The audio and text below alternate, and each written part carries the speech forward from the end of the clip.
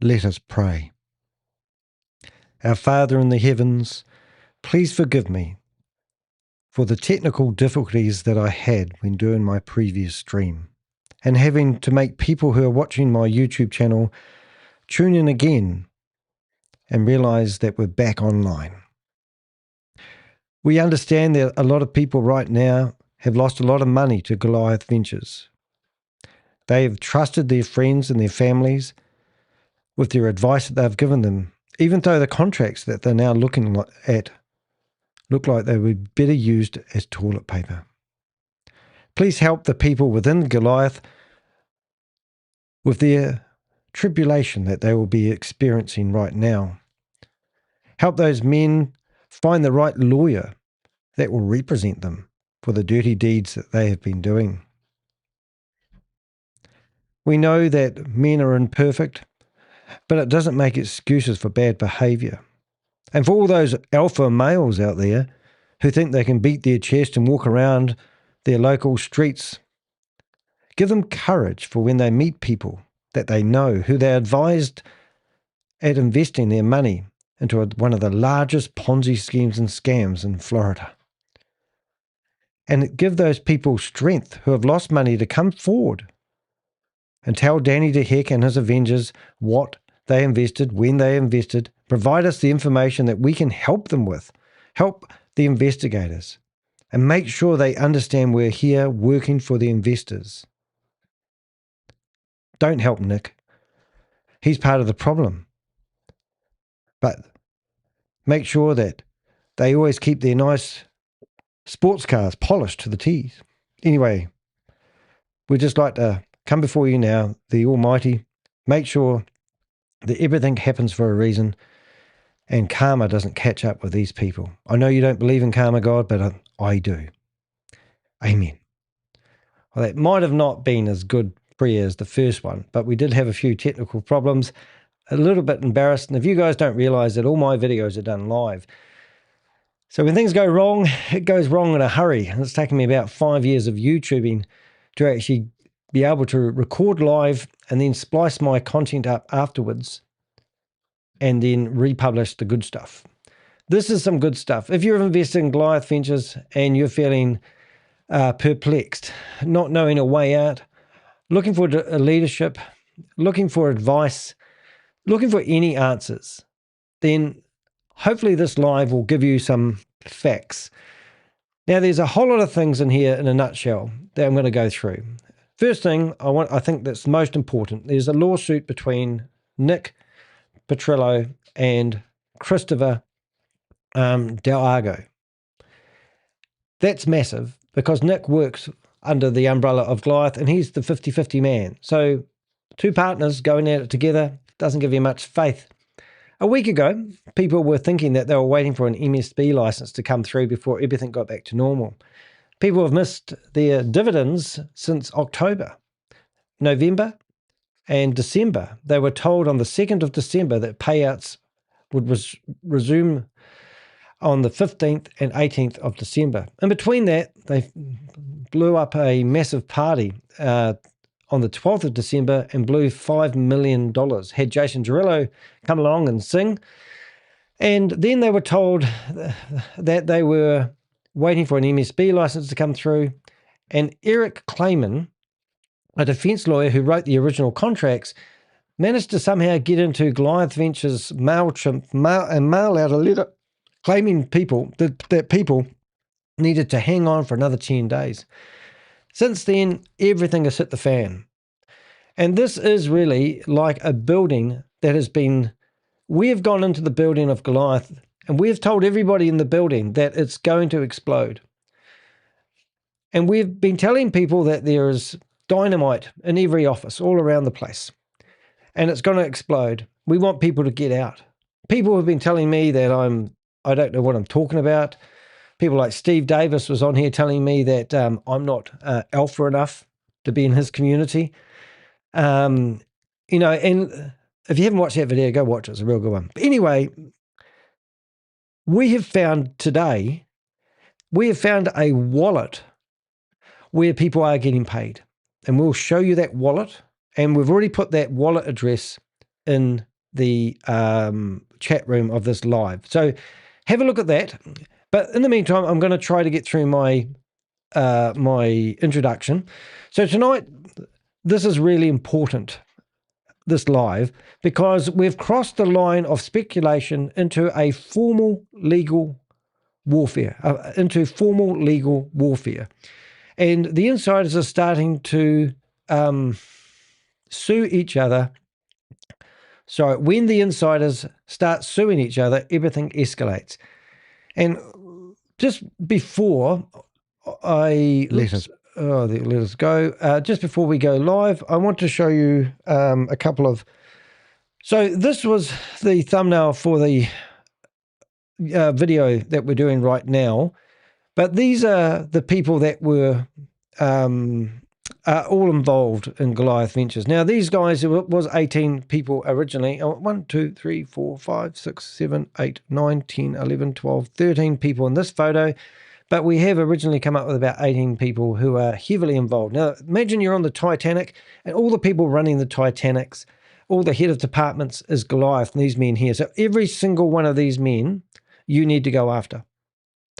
Now, what I've done just recently is if you go to deheck.com, which is my website, which is protected by Google Project Shield, because they have tried for 2 months to do a denial server attack to take my website down. Google looks after my website from those attacks now. If you come down to this blog and you click on Goliath Ventures, you will see that I actually have listed. So there's a link here that says Goliath Ventures Inc. And if you click on that link, you will get everybody's phone number. Everybody's phone number except 3 people. We're still working on those. So you can ring those guys directly. No need to ring the officers of Goliath and ring that phone number and listen to that young lady answer the phone, and then they'll ring you back. Just go help yourself to those phone numbers and do your own form of investigating and tell those guys they need to pay your money back. Now, Eric Clayman wrote the original contracts. His office is the same office address as Goliath Ventures. We have been waiting to tell you guys, but we've had numerous people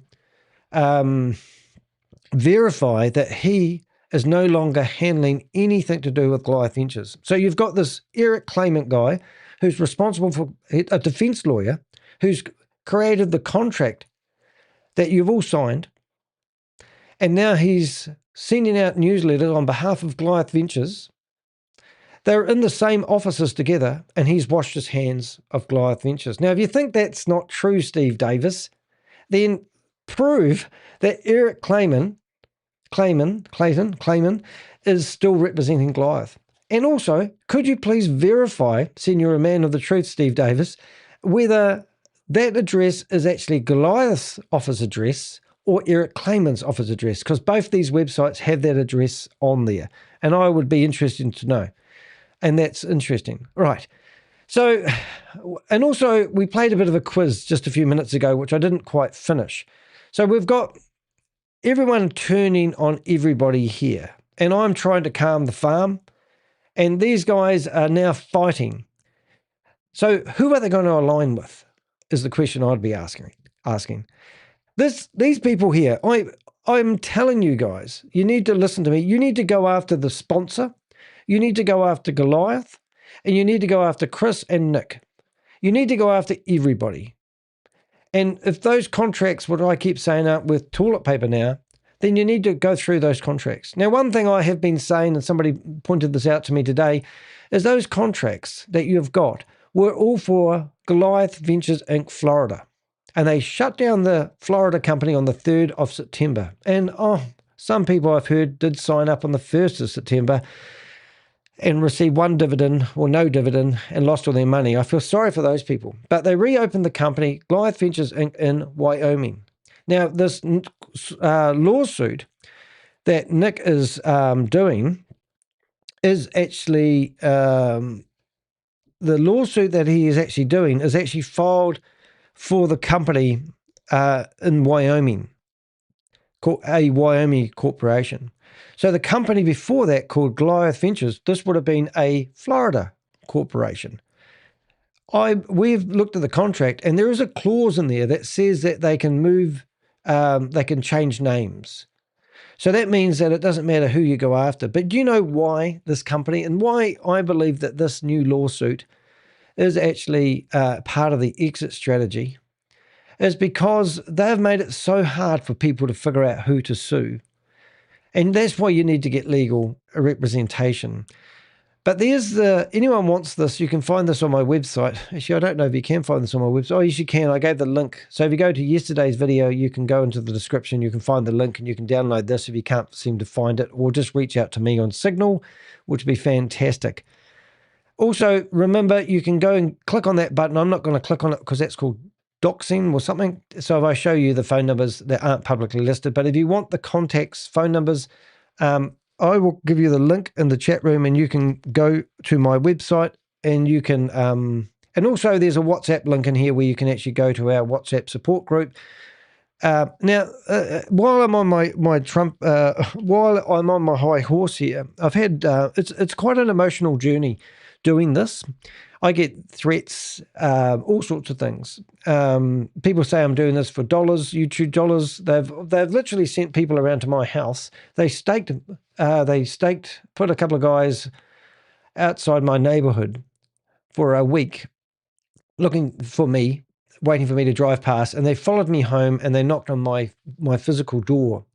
They've already offered me $150,000 to shut up. They've also said if I had to remove all my videos and write a Dear John letter. That was in the first written offer. But then they sent two men around, which I thought were from the FBI or whoever it was, helping me. And they were here to offer me another deal. And they wouldn't talk to me with my phone in my hand because they know I'd record it. But I was already recording the conversation in my pocket. And I've got that recording. These guys, I walked them off my property. I walked them off the property. And we actually got an 8-minute recording of these guys. And I gave it to them. These guys have actually threatened my life by knowing where I live. So I'm here to fight that fight. And I say it takes a lot of courage, and I understand it. Like I've heard that Nick wasn't able to sleep at night when he's having troubles himself. Now I know this from very great sources, but these guys don't like the same contracts that you guys have signed. They know they're no good. So and I just can't reiterate that enough. And I'm going to go back to this picture because it actually really annoys me. And I don't have scripts too much here anyway. So this is me trying to calm the farm. But these are the guys. These are the guys that need to be locked up. There's no Piers Curry and there's no Matt Burks in here. So these guys, I feel sorry for them in some way because these guys are not corporate people. We've got Chris's brother. We've got real estate agents. We've got old firemen. We've got accountants. We've got Tomo, for God's sake. And we've got Nick. See how Nick's right beside, that's Nick there. That's Nick. And then you've got Steve Davis here. You've got a fisherman, the guy with the long hair, that's Hunter Smallback. He's a fisherman. So what the F are these guys running a company that's handling millions of dollars? These guys were all instructed to set up their own LLC companies and take the hit. And now you guys don't know who to sue. Well, sue everybody, guys. That's what I'm saying. And I've got people that are literally trying to pretend they are victims. Now, Nick filing a lawsuit. Right. Who's he going to side with? We know that one of these individuals, which I don't know which one it is now, I come to think about this. But one of these individuals, so much data to go through, which I'm going to mention in a minute. No, I'm not. Yes, I am. No, I'm not. Where am I? Where are we? There we go. I've got to look for my, I won't say, but anyway. So we know that Nick Petrillo was good friends. Oh my goodness. The data that we have here, guys, is quite embarrassing. With one of these individuals. So what I'm getting at is who is going to side with who. And that's what it really, really comes down to. So I'm just seeing if I can find what I'm looking for here, but I can't find it. Yes, I can. So here it is. So there is and I do mention this in my notes, which I should stick to. But what's his name? Earl Floyd. That didn't work. God, that's hopeless today. I'm not having a good day today. That didn't read what I wanted to. Anyway, so that's why we don't use real names, isn't it, guys? Brilliant. All right. So what I wanted to get back to was my notes, and I'm going to stick on my notes, and I'm going to get through them. Right. Okay, so we know that a lawsuit has been filed by Nick Petrillo against Christopher Delgado, and this changes the entire dynamics. This isn't an outsider complaint. This is internal. This is an explosion in the inside of the building. This is one senior figure who is going head to head with another. And the question everyone is now asking is very simple. Who turns on who next? And if the inside company is caving in and crumbling, then what's the chances of any investor actually getting their money and keeping their money or getting their money back or getting their returns done? And we've just, I'm jumping the gun here, but Eric Clayman is telling everyone that all the money's frozen. I'm going to show you a wallet address where people have been paid out. So this is, I'm just going to play this now and we'll play it a few times. This is from Susie, one of my Avengers. This is an important announcement regarding an address that has been confirmed as one in the Goliath network that has issued payouts. In a letter addressed from Mr. Eric Clayman on January 19th, he indicated that all wallets were frozen. However, this address, ending in A99C, again, that has been confirmed as one in the Goliath network that has in the past issued payouts, suddenly became active 12 days ago on January 21st. This address had 3 confirmed transactions of USDC moving out from this address to another wallet address. There was 1 transaction of 119,900 USDC, another transaction of 15,000 USDC, and finally a transaction of 6,429 USDC. So, if you are the recipient of any of those transactions, we'd really like to speak with you. So that's one of my Avengers, and we've spent hours on this, guys. We don't do it for God's sake, it's such an insult. People say we do it for clicks, but we do it because we want to help the investors. I could say I don't believe there's any chance you're going to get any of your money back, but if we can find a pile of money anywhere, if anyone can find a pile of money anywhere, we will. Now, this is what Susie was saying. 1 transaction of $119. So this is the wallet here. And you can see 12 days ago, you can see the out money. And we can, I don't even know how to add this up. But anyway, let's just go to one of the out ones. Look, I don't need to prove this. I've just given you the wallet address. Oh, my goodness, I can figure it out. I'm not as dumb as I sound. So here's the $6,400 that was paid out. I know it's not much, but we are being told that there's no money. We are being told. So here we go. So we've got 1, 2, 3 in the last 12 days, and all the other money's coming in. I don't know who would be paying them, but anyway, that's a different story. But here we go down to, this is 2,979 ETH. That's that transaction. And then here, this is the 2,900 transaction. Remember, there's no money. Maybe Chris was paying his bill. Oh, look, I've stuffed up here, I think. Maybe Chris was paying his bill. Where was the last one? 12 days ago. This one. Oh, maybe I can just click on here and go internal transactions. Maybe I can filter, advanced filter. No, I want to go out only, don't I? That's not going to work. Anyway, look, trust me. Don't trust me. I wouldn't trust me, but I'm actually curious now. 1, 2, 3. And we're just going to go, not that one, not that one, not that one. I want to find the big one. Not that one. Not that one. Not that one. Oh, I'm reading it wrong. Oh, I told you I wasn't any good at this thing. But that's the price of ETH. That's how much 1 ETH is worth. All right. And then you can go through and work out the amount of money. that transaction was worth. Do it yourself. I'm not into this crypto shit. I think it's a scam. Gas limit. Why can't I see how much that is? Oh, I don't want to do this job anymore. Anyway, I'm just going to have one last ditch effort at it because I can. I'm going to go out and out. So there is money circulating. So do put the pressure on. You never know. 6,000. 15,000. I did it. I found it. Here it is.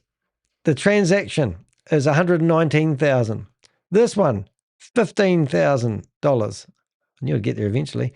And this one's $6,000. So there's 3 transactions from a company that's claiming things are frozen.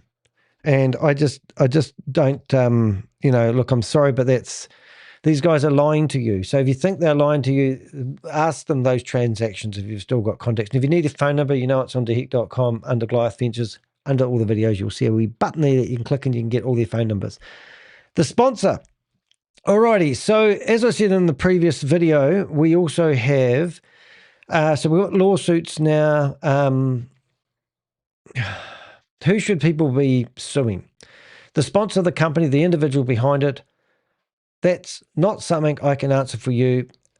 That's something people who need proper legal advice on, because the structure is collapsing in real time. There's also something deeply ironic about what's happening behind the scenes. I've already mentioned this, but we'll reiterate this. Eric Klayman, the defense lawyer who drafted Goliath Ventures contracts, is now reportedly no longer acting with Goliath Ventures according to multiple sources. So we've had that verified. That would already be notable on its own, but what makes it more interesting is that Goliath Ventures' listed office address is the same unit number as Eric Klayman's office. So that means that Goliath Ventures no longer has an office, or Eric Klayman no longer has an office. Which one is it? The same lawyer who sent the last official email telling everyone to wait patiently for an MSB license that never arrived, he gave his word, he put his neck out there. Good on you, Eric. And now everyone knows you're just full of shit. Now appears to have stepped away just as litigation erupts. That timing really matters. At the same time, confusion is spreading amongst investors. People are asking, do I sue Nick? Do I sue Chris? Do I sue Goliath? Do I sue my sponsor? Well, my answer to that is get a good lawyer and go after a lot of them. Just get them to send the same letter with different names on it if you have to. But it's a shame they've done that. And, they've done this to cause confusion. So get good advice is my advice. These questions didn't exist when the narrative was everything is fine. So it is, like I said previously, is the people that, what am I trying to say? People are now looking at these contracts and hanging on to them like hope.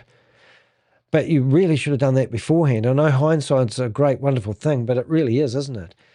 They exist now because the story is falling apart. They have lies that they have told you. We have verifiable facts that their own company structure has collapsed. This isn't speculation. This has happened. Now, you as the investor are on the outside. So they've been playing the game in the field, and you're in the audience thinking this is a great game. Now we've exposed this as a monopoly game. No liquidity pools, no blockchain technologies, no water-cooled crypto mining. Like I showed you yesterday, the video on their homepage has been pinched by another company, and it's not even theirs. We've even found the videographer or the editing company that hasn't replied to our right to reply, and asked them what connection they have with Goliath Ventures. We saw before and after videos of where they've taken Goliath Ventures logo and put it on a video from another company, claiming that they are providing water-cooled crypto mining containers. This is bullshit. And we've proved this. So we've also had 2 new victims reach out to me today. So I had look, they go after sports players. That's what I'm going to say. And it's disgusting. And these people don't want to be public because they believe that they might be tarnished by their association. So these guys are going to help us.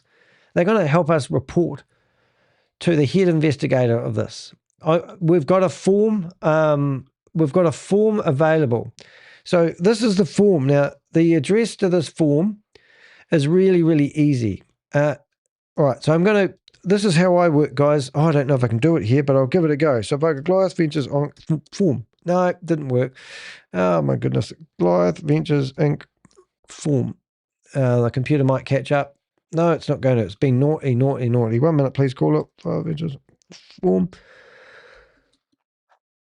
No, hold it. I'm going to get this right.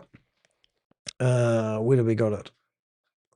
Oh, there it is. Right. So if you want access to the form that you're looking at right now and you're looking on the computer, you want to type in this address here. It's not rocket science, but it's tinyurl.com/Goliath Ventures Inc. And you'll get to this form. And this form is kind of your lifeline at the moment if you're an investor and you don't know where to turn. Why I'm telling you this, you fill out these 18 questions that we've got. You know, I think you know your name, where you're from, who your sponsor was, how much percentage you were offered, everything you like. And then you can email that to me. My email address is here, danny@theheck.com, or as Steve Davis likes to say, what the heck? Great. But come down here. Now, the funny thing I did mention, we're going to reiterate, is we're not offering to help you get your money back because we don't do crypto recovery. And if anyone says that they can do that, it's a load of crap. And as you can see, we've found a very little money on the blockchain anyway. But what we have found is they're still moving money around. So somebody got paid $119,000 the other day. Was it you? Hope so. But you come down here, these lawyers here, Oliver, he said I can call him Oliver. They are unit 600, a suite 600. Eric was 604. They're on the same floor, I believe. So this company here was trying to do a lawsuit to intimidate people for coming forth against me. He has no jurisdiction. There is no lawsuit against Danny the Heck, just saying that, all right? But what I am getting at is, can you hit the thumbs up button if people are watching this, please, just to help get these videos out, because that will help my get more, and share these videos as well. Would be really, really nice. Share them with investors. You know, I know I'm getting traction. I've never spoken in front of 300 people at the same time, so I am getting a good numbers of about 300 people watching these videos. But you can help us, help yourself. Share these videos, create awareness, and I'll show you why in a second. Anyway, so here was the other lawyers that I was telling people to write letters of demands to, but now Eric's left the building, even though his address is exactly the same as Goliath. And these lawyers, well, they have tried to scare me, intimidate me with lawsuits. They have no jurisdictions. We've filed a motion to dismiss, and I'll be interested to see what happens in the not too distant future. But nothing's happening at the moment. There's no lawsuit against me. They have no jurisdiction over me whatsoever. I'm a New Zealander. And as Nick, that guy, what's his name? Steve Davis really pissed me off. He said, I hide in New Zealand. Well, I actually live in New Zealand, you dumbass. I live in a beautiful country. I used to run hiking groups and tramping groups. I used to take people for hikes. And I love living in New Zealand, and I'm very lucky. I don't hide in New Zealand. It's one of the best countries in the world, you dumbass. So don't tell me I'm hiding in New Zealand. I wouldn't be wanting to live in your neighborhood at the moment. I'm sure there's a lot of people wondering where you live, Steve Davis. And that's the other thing. If you have got personal details of these people, please do give them to us. It helps us when we're putting our persons of interest data together. Look, I just wanted to bring that out. Now, I want to play a little game with you guys. We've gone through these photos, and I want to play a quick game, and I want you guys to put the answer in the chat room if you know the answer, but I don't want my Avengers playing this game. First thing is, we know that everything's exploded, implosions happening in Goliath Ventures. I've mentioned to you previously that these men are the people that take your money, and you should go after these individuals. Everyone doesn't know who to sue, but there's another group of people as well, and that's the friends of the friends who have also been promoting Goliath Ventures. Now, I'm going to show you an individual that's been promoting Goliath Ventures that you probably won't know, and I want you to guess who you think it is. So let's start with the first photo. Who is this individual? Beep. Oh, no, that wasn't a buzzer. So who is this individual? And if you know the name of the dog, I would love to know. Here's another clue. I don't know who the lady is beside, and if I did the right thing, I probably would have blurred her face out. But who does this person look like to you? Do you know? Do you know who this individual is? If you do, put it in the comment section. We'd love to know. Who does that look like to you? And these aren't old photos. Well, I don't think they are. Well, they might be. But who is this individual? He's got an iPhone 5, so it might be a bit old. Looks like an iPhone 5 anyway. All right, and one last guess, so I think that will really help you figure it out. Who is this? This person here was promoting Goliath Ventures Inc. He isn't one of the guys in the, now we get this right. He isn't one of the guys in this photo. He isn't one of the guys in this photo. So it's a bit of a game. But you guys in the comment section, if you're watching the replay, put it underneath. Tell me who this guy is. This guy has stole hundreds of thousands of dollars from people because he's not a financial advisor, but he's decided to give financial advice to people. Remember, if you want the phone numbers, they're here. So you go to this page here, click on Goliath Ventures, and you'll see the videos I've been doing recently. And then when you get to the bottom of the videos, there's Goliath Ventures and contact details. And you click on that button, a box will drop down. That's what they call, I don't know what it is. It's a drop-down box. And then you'll be able to find all the people that are hiding at the moment their phone number. I can't show you here because I'm on YouTube and we're not allowed to dox people on YouTube, but you can do it on my website because my website is hosted by Google Project Shield. If you don't know what that is, it's really exciting. You go to the bottom and you can see, whoops, not that one. I've lost my mouse. Where's my mouse? There it is. You can see, you can see me dressed up with a sword. And here it tells you that my website is protected by Project Shield, a site protected by Project Shield, a free service, which costs a lot of money, defending independent journalism, human rights organizations, and public interest websites from digital attacks. When I first started reporting Goliath Ventures, my website had 2 months worth of denial server attacks. They threw everything at me. And I'm still here. I've lost my Facebook account. I've lost my Instagram account. I've lost my TikTok. I've even lost my iMessage account, all because of Goliath Ventures using dubious, dirty practices. I've had 10 copyright strikes on my YouTube since I've been reporting this. These guys have been trying to stop me reporting the truth, and they're disgusting individuals. But let me carry on reading my speech because I've got some other stuff you might know. So you're trying to figure out who to go after, the sponsor of your company, the individuals behind it. You need to get some legal help. Eric Clayman, the guy that did up your contracts, well, he's left the building. He thinks he's Elvis. He's no longer acting for Goliath Ventures. We've had multiple people report this.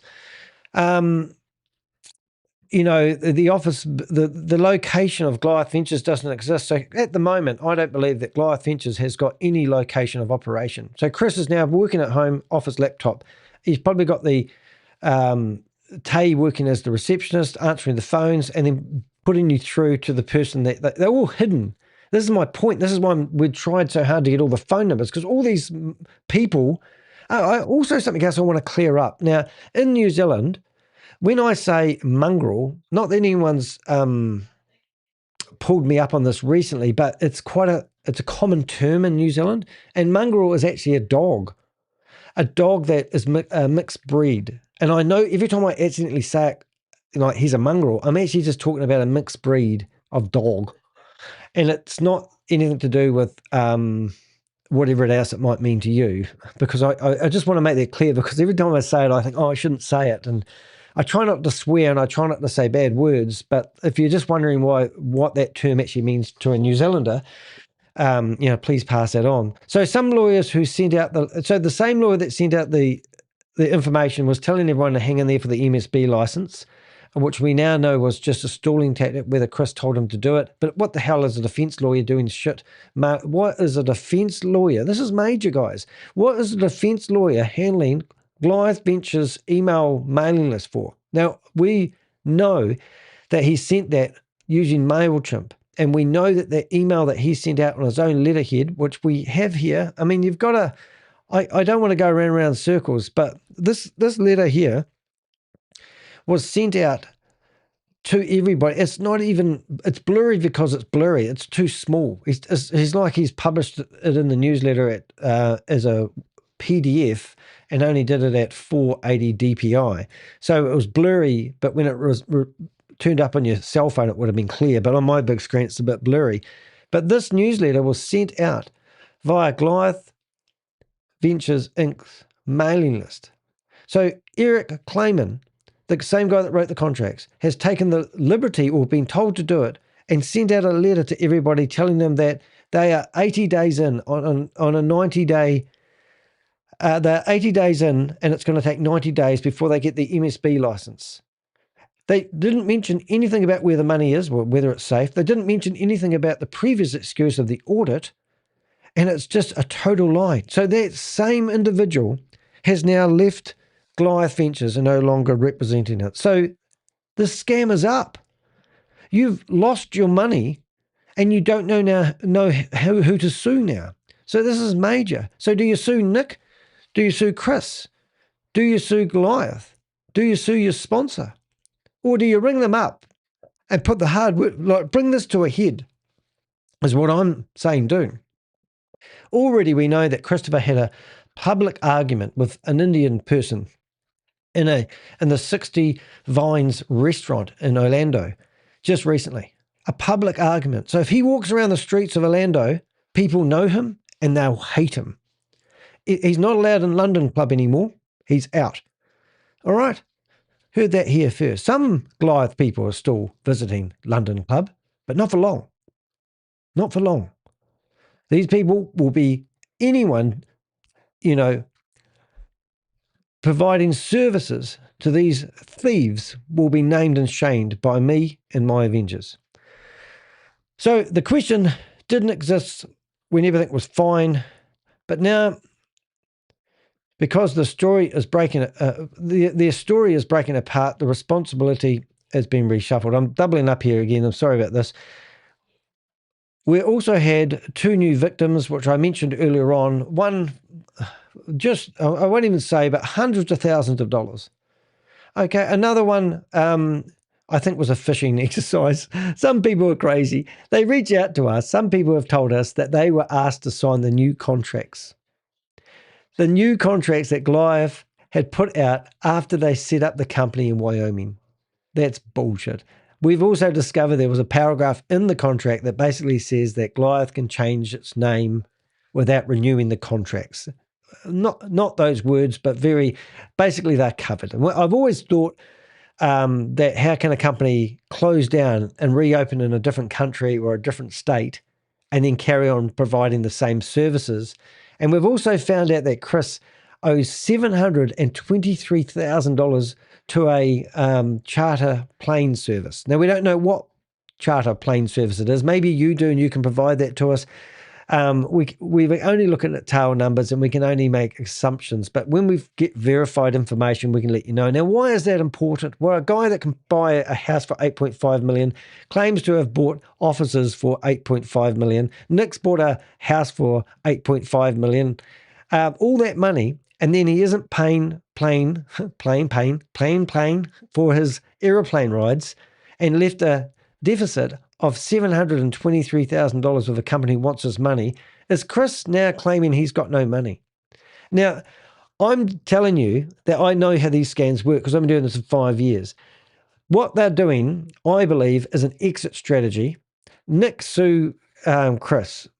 That makes Chris look like, that makes Nick look like he's hard done by. And all the other partners are now going to be all saying that we are victims. We thought it was real. Bullshit. These guys knew exactly what they're doing. The arrogant prick Steve Davis that was on my live, if you haven't watched that video, go watch it. You can tell they're just scumbags. They're not, I won't say mongrels, but they are disgusting individuals. They know what they're doing. And now they're going to say they're victims. Who are they going to align with? Who are they going to go after? Are they going to throw Chris under the bus? Let's say, worst scenario, the exit strategy, this is Danny DeHeck science, right? The exit strategy, in my opinion, is that they will claim, that everyone will say, oh, we'll go get all the assets. So what are you going to get? $50 million worth of assets back, if you're lucky. All the cars, $4 million cars, handbags, whatever you want. You get $50 million back. And you're going to divvy that up with 17, we had the back end access of the website again yesterday. I don't know why they don't take that website down and be done with it, because it's helping us build our evidence trail. But one of the numbers that we got was above 1,700. So we know there's been 1,700 accounts created. Another one the other day was below 500, let's say. So we know that every time they fire up a new investor, it gets a new number. So we know there could potentially be 1,700 investors. Now, we've had a ton of them come in recently, which has been fantastic to help us bring this investigation to a head. But the honest truth of it, guys, we need more. We need you to tell us. One guy who's lost hundreds of thousands of dollars talking to me today doesn't want to go public. A lot of people who are in the sporting industry, they've got their brand out there. They don't want to be associated with this. They've done the nice thing. They've been told by a friend they've associated. They don't want their name. And I promise you, I'm not going to put any names out there unless you want to be a whistleblower. We are actively, now CoffeeZilla, I will mention this, on his Twitter feed the other day, posted about Christopher promising to pay out people on the 15th and 18th of December. Now, he's wrote to Chris and got no reply back, demanding an answer why people haven't been getting paid. He also, at that time, asked for anybody who's got big boy pants on who want to talk to him. So if you're an investor and you are really angry and you want to go and do the right thing, reach out to CoffeeZilla directly, or message me and I'll give you his handle. I have talked to CoffeeZilla in the meantime. If you don't know who CoffeeZilla is, I don't know where you've been, but he's probably the biggest scam fighter that I know of. So you can go to Coffee and then Zilla, Zilla, and you can find his YouTube channel. He's got about 4.5 million subscribers. And when he does a video, he gets like 7 to 9 million people viewing his videos. He's a big YouTuber. So he's doing something on his own. And I noticed the other day that he he posted a message on there saying that he would help people, wants to interview people that have lost their money to Goliath Ventures. Now, if I was on my hands and knees, we've been working in the trenches. We've been, like the war times, we've been working like real hard on this. And I'm 100% happy with someone like CoffeeZilla coming along and taking all my limelight. We're not here for limelight. We're here because we've got a personal story and we will fight this to the death. Well, I will. I can't speak for my other Avengers. So that's what we're doing. But people like CoffeeZilla have a voice, and you can reach out to him and you can go tell him your story and we'll get some justice. And now there's another guy that's associated with CoffeeZilla, and he, maybe Susie can put that in the chat room. She'll know who I'm talking about. But there's we've got Crypto G, woo, and we've got Susie, who's really good at diving through crypto wallet addresses. But CoffeeZilla has another guy, I think he's called XRP something or other, but he's friends with CoffeeZilla. And that guy can find money. So if you give us your wallet addresses. Now, I'm going off track here, but it's really important because we don't do this for shits and giggles, guys. I'm not doing sensationalism. This is me talking to you. If I saw you right now and you were an investor, I would probably hug you before I gave you a handshake. Now, yesterday's video, in the description, you click that wee more button, there's all these crypto wallet addresses. And those wallet addresses these are the wallet addresses we've been monitoring. And as we just showed you, we found 119,000. So if you give us what you've got, so this is, so in the last 12 days, from January the 21st, there's a transaction in the wallet addresses that they've been paying people out with for $119, $15,000 and $6,500. People are getting paid.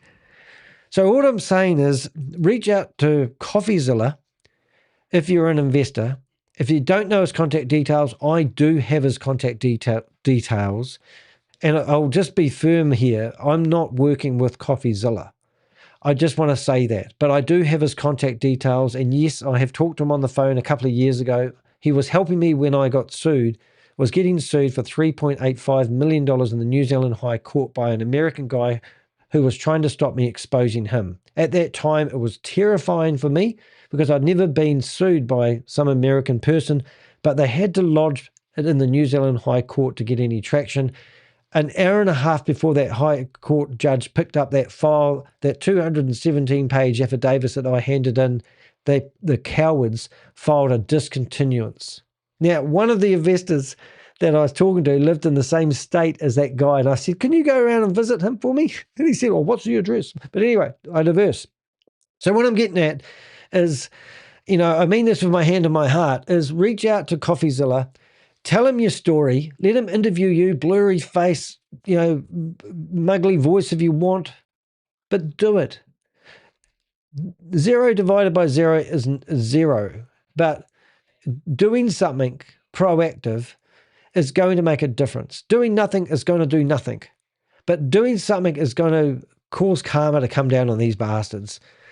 And I just can't stress that enough. But anyway, CoffeeZilla, he's got a lot more clout than me. He's also got access to a lot more people that can dig through crypto wallet addresses. And I've reached out to the individual I'm talking about and asked him to look at it. And then I've also, I haven't heard anything back. So look, go with the big guys. I'm fine with that.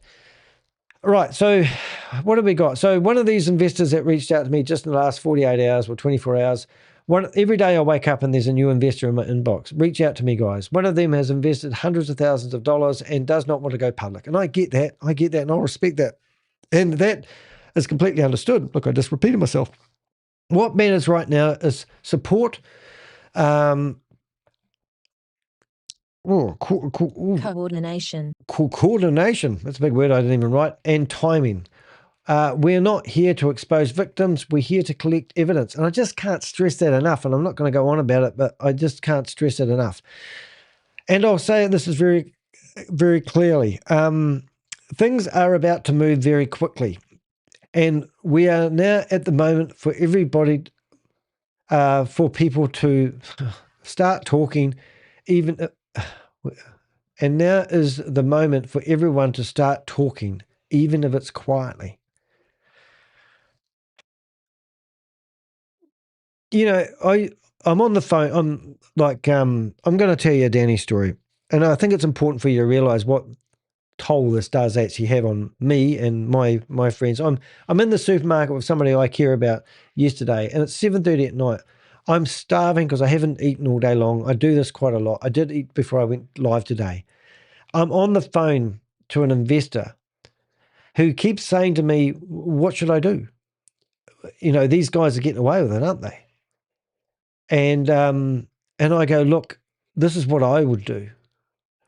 I would, I have no money in my bank account, and my credit card climbs up every month. This guy has managed to get hundreds of thousands of dollars and invest it with a company on a piece of toilet paper contract. And he's asking somebody who's not a financial advisor, not a lawyer. I'm humble enough to say I'm a nobody. And he's asking me for advice. Now, in my Danny brain, if somebody's got, let's put a figure on it. Let's say $300,000 to put into an investment opportunity, hoping that was going to turn into $600,000 in 2 years. I'm thinking, why don't they invest in good legal counsel? Is it that expensive? Why don't you hire a professional to look at the contract? And I don't even want to say this, like fire off a few letters I get legal threats all the time. It's part of my job. But I look at them and I just go, I just put it into ChatGPT and hit reply, But, get some good legal leaders together and fire them off at these guys, because I can't fight your battles for you, but it's actually hard work listening to it. It's not good mojo. It saddens me, and I feel for you. And I wish I had a magic wand to I wish I could give you an investment opportunity that gives you 8% return per month. And when it all goes pear-shaped, you can get your money back. I wish I didn't see people spending $5 million on a lavish party at Christmas time, knowing that there's no money there. $4 million worth of cars, $8.5 million house for Christopher, $8.5 million house for Nick. claiming they spent $8.5 million on, some flash swanky offices in the Chase building in Orlando when they've shut the company down. I mean, come on. I mean, they don't even have a proper office. They're using a defense lawyer's address who's now thrown the towel in after doing the last-ditched effort of hope newsletter out to everybody, claiming they've got no money. We have an amazing network for a small, mighty team of a loud voice, I often say. I'll tell you what we did. I shouldn't tell you this. I'm amazing on LinkedIn. I had a little help, I must say. But I network on LinkedIn like a mofo. And I used to own a business networking company. How did we shut down? How did we get the bank frozen for the Bank of America? LinkedIn. I've had my LinkedIn account shut down, I don't know, 4 or 5 times because the scammers report me. Using my skills and my Avengers, we've managed to get up to the very top of LinkedIn. We're mates. They look after me. They know what I do for work. Food. Know what I have for lunch. Anyway, through my networks, we managed to get in the back door of the banks. And we waved the red flags at them and said, hey, do you guys work for such and such? Yes. Have you seen this bank account? Well, I can't tell you that. Well, and then they started trusting us and they told us stuff. Then they came back to us and said, whoa, and they froze that bank account down. And we were a bit surprised that they had $100 million worth of transactions in that bank account. That wasn't the first bank account. That was the second bank account that we have actively had frozen. Not me, I can't freeze bank accounts, but the people who look after those bank accounts were told to check these transactions out.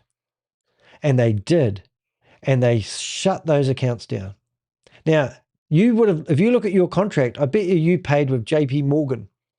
That was the first bank that got shut down. Then they moved to the Bank of America and they had 2 accounts. We shut both of them down. I say we, but we contributed, we raised the flags. And then they told you that the Bank of America couldn't sustain the growth of Goliath Ventures. And then we see another wee bank pop up in Florida called Luminous Bank. And boy, did we beat that one. When you research, or you probably don't know this, but we researched that bank. We couldn't find anything like, we did find a few transactions. We did find a few partners' mortgages in Luminous Bank. And it was a bit, but we couldn't find any real smoking gun, and we still can't today. But we did find that one bank that was doing mortgage fraud was shut down, publicized, and their staff all moved over to another bank called Luminous Bank. So we thought there must be a smoking gun there. But, we didn't find anything. I'm not saying they're guilty of anything, but what I'm getting at, guys, is we flogged that sack until there was no dust coming off it. The banking system, where we're putting all our energy into it. Why did we do that? This is a crypto company that claims that they're doing liquidity pool training, crypto mining, investing in blockchain technology, and all of a sudden they're using a friggin' excuse that their banks are freezing the money. Now, if we go back to the video, which I'm not going to look at today, they were telling you that in that video that they recorded in February 2025, they made some amazing claims. They said that they had paid out over $100 million worth to investors in 2024. They said that they were trying to make sure that all their future investors were $100,000 and up, and they had to be verified investors or something, a certain type of investor. They told people not to mention the word finance, but the terms and conditions that they had on the screen were all about finance. They were a private equity company rather than an investment opportunity. They instructed all the people that were going along, all the tradies, let's just call them tradies, no disrespect to tradies. I was a painter and a decorator for 7 years myself. But all the tradies who are now looking like they're executives were all told to form their own companies. That's disgusting, guys. And now you don't know, why do they tell those guys to set up their own company? Because Piers Curry, who isn't even a registered financial advisor, isn't registered in FinCEN registration, he's a nobody. He's also heavily invested in Goliath Ventures. He was taking out all his money to buy his dream house. Whether he's got that house or not, I don't know. But he was providing advice to the tradies, and he was telling them that they had to set up their own companies. I feel for those guys because they've got themselves in so deep. They ridicule people like me because they're told to ridicule people like me. They don't have a backbone. They don't have their own voice. They all rely on the leader, Chris and Nick. You guys are individuals. You are strong people. You guys need to do your own thing. If you were misled by Christopher, you can use him as an excuse. But you're an individual. If you're standing up, I'm just going to be really bad here. If I was in front of a judge and I'd murdered somebody, I'm the one that's responsible because I'm the person that murdered them.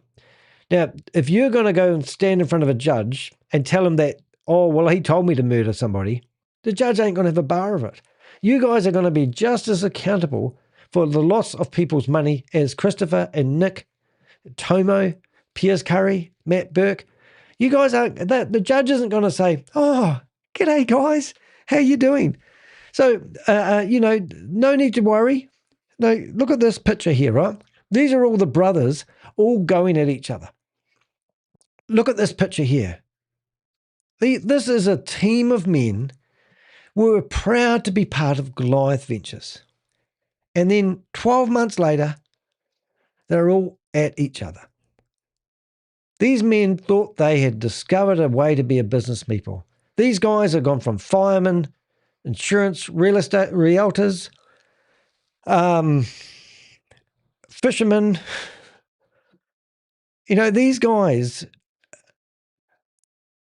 are in a lot of shit.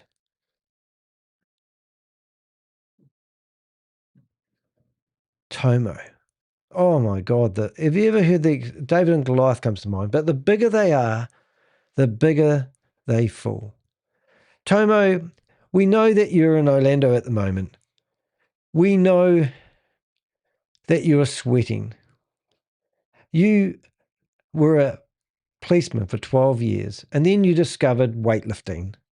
And you keep lifting those bars until your muscles busted out your chest, and now you can do pull-ups and one-handed press-ups, I assume. And no doubt you're as smug as the next guy. Some of these guys I have a personal vendetta against. Tomo, I want to see him behind bars. A policeman arrested and locked up behind bars because a New Zealand YouTuber that gets 200 clicks on a video a day, going by Steve Davis, has managed to do that. I don't do it. I'm actually a YouTuber. I'm actually an investigator, and I'm bloody good at it. And I could take down Goliath Ventures with one click. And that's because these videos are used to document what we do as a Ventures. And we get emails inundated. I can't even get live in the day because I'm answering people's emails. I'm a fisherman, and I don't know about you guys. When I go out fishing, do I go out fishing with a piece of meat that big? Or do I use a lure with no bait or just a little bit of food to catch the fish? Well, I just caught all the fish in Goliath, and I've put them all into one net. Currently, I think we're up to 143 persons of interest, and I'm a trawler, and I've got you all in the net. And if you think you guys aren't guilty, you've got another thing coming. Every single person in this photo is going down. Every single person here has played a part in this game of chess. And you can sit here and squabble amongst yourself. And if you think that your investors are not going to do anything about it, well, I'm going to help them. I'm going to incite them. I'm going to get them charged. I'm going to get them to go to their lawyers feeling like they're going to win this battle. And if you want to take these guys on, guys, it's very important. Help us get the crypto wallet addresses, because if there is any crypto, people like CoffeeZilla, they know people. We can dig. We have the best team for doing this stuff. I don't even know if I can, I do this for a living. This is a labor of love. I wish it paid. But we can fight these guys. Look, if I go to Homeland Security, the FBI, the CFTC, the USSS, whatever it is, the people in Canada. We go to all those organizations, and I have talked to those guys, and they have said, we cannot believe what you have actually uncovered. And they have literally said, well done. The last messages I got, which I'm going to read from the investigators, some of them have disappearing messages on, but they said, well done. We really appreciate the hard work that you're doing. I mean, these are messages coming from the people that we really respect. And we know that they're on they don't have the time and the resources to do what we do, but we've done the hard work. We've got all the fish. We've put all the fish into a net. Now we need you, the investor, to be brave and trust us. I want to think that I'm your best friend. And look, I'm happy to go out for a drink and have a beer one day, So there's a couple of things that we really want to, because we're still investigating this. Every bit of intel leads to another bit of intel, and it's really exciting. G'day, Pixel. Nice to see you here. Do you want to come up here? Come here. Up here. Up. Come here. Quick. Up. Come here. Quick. Up. Come here. Yay. Hey, come here. Here's a cuddle. Here we go. Oh, all right. Here we go. That's Pixel. You all right there, Pix? No licking on camera. Here's a cuddle. Here we go. All right. So what have we got here? So the main thing I'd really want to say is that when we got into the back end of the website, we found that they had 1,700 accounts. So that would tell us that we've got 1,700 people that may have invested that may be regretting it. And the other thing is, just one that we went into yesterday was just over 500 high. So we can sort of get an idea how many people are involved here. So that raises a simple but powerful question for everyone watching. What number client are you? Something simple like telling us, oh, I'm number 1,800. It makes the investigation bigger. If you want to share simple little details, like we want to know who your sponsor is. As I showed you before, we've got a guy on a boat. And I don't know if anyone's actually got that question right yet, who that guy is. But we've got people who are friends of friends promoting this. So every day, because we're getting people really fed up now, everyone's turning on everybody. If the internal mechanisms of the switch wash are broken, then no one's going to wear this anymore. And that's the truth of it. You comfy there, Pigs? Here you go. Come here. Don't do a broadcast with a doggy. Just saying. Right, so that's right. So number 17, what number client are you? Right, so we've published, as I said, the phone numbers of everyone in Goliath on dehec.com. So go to dehec.com and click on Goliath Ventures.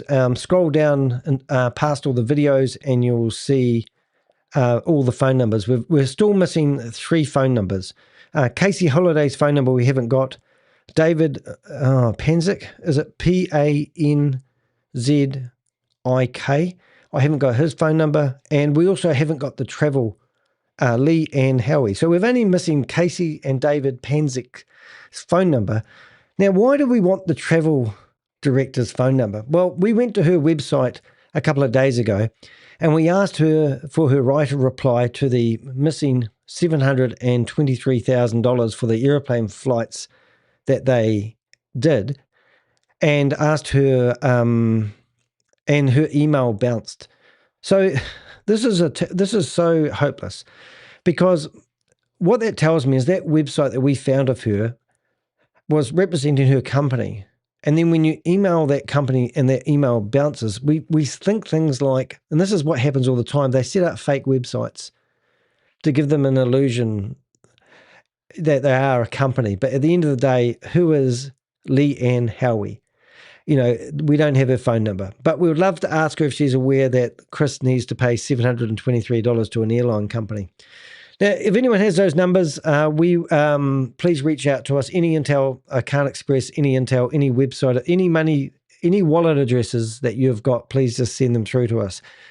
And finally, let's be clear about what we are witnessing. This is not a slow wind down. It is a fracture. Contacts are being tested. Lawyers are stepping away. Partners are choosing sides. Partners are choosing sides, and when that happens, secrets don't stay for blurred for very long. Buckle up. Right, just get this doggy. Sit down there. Here you go. Oh, pixel. So what I wanted to do next is something a wee bit unusual. Is first of all, we're just going to play this name game again. So do you know this individual? We by the way, we do know who it is. So do you know this individual? Who is he? Who does he look like? Who do you think that is? Now, you might actually come back and say that's Tomo. Well, that's his brother.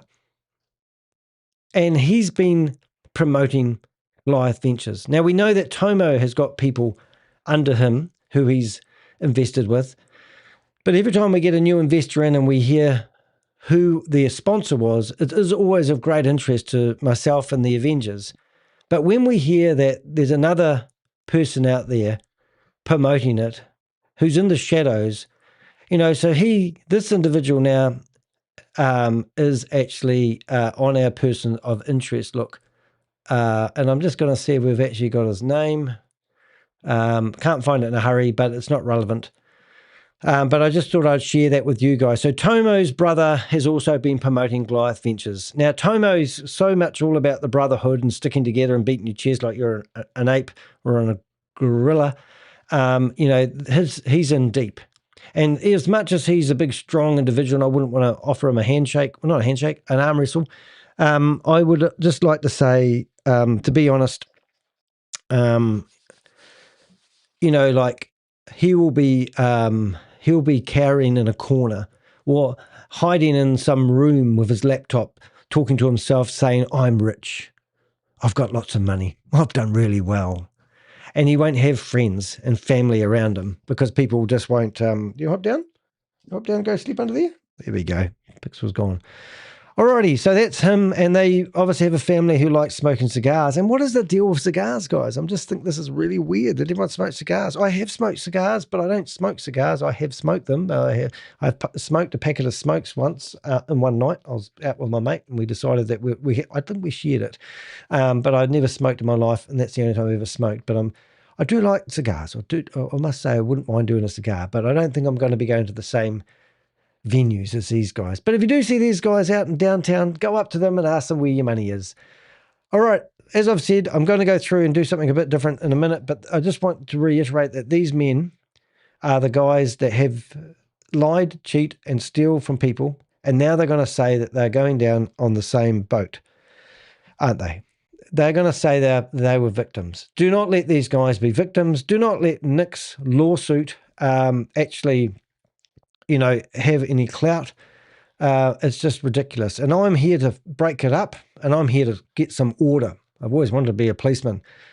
Fill out our form and make sure you email that through. Remember, that's the address on the screen there, tinyurl.com/Goliath Ventures Inc. And you can get a copy of that. Email that through to Danny at the Heck, and we'll be happy to help you. We now realize that Goliath, the website needs updating. Now, something we haven't done, let's click on our team. I don't know why they keep this website online, not giving them any ideas, but we've got Chris and Nick together. Now, out of interest, did you know that Nick has bought an $8.5 million house? I couldn't find out before we went live, but do you realize that he has a $5 million mortgage on that house?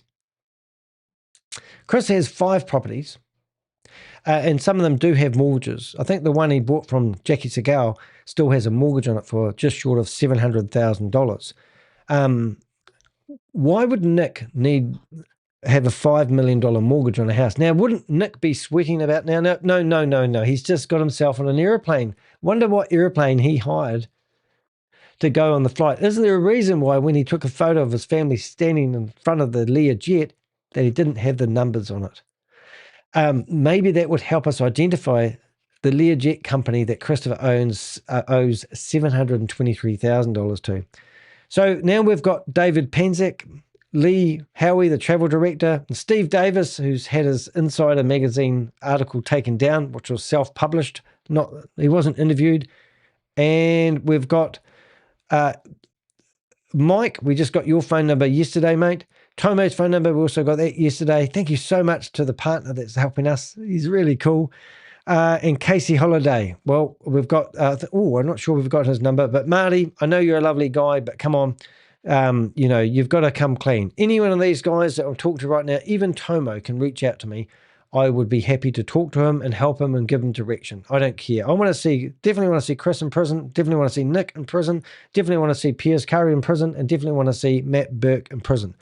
That's what I want to see. And if I have to sacrifice a few of these other guys in the meantime to get those guys in prison, that's what I'm after. We've just shown you their wallet address, and we've just shown you in the last 12 days they're still paying out individuals. Or maybe Christopher decided to pay the airline company $119,000 by, so here's a $6,400 transaction.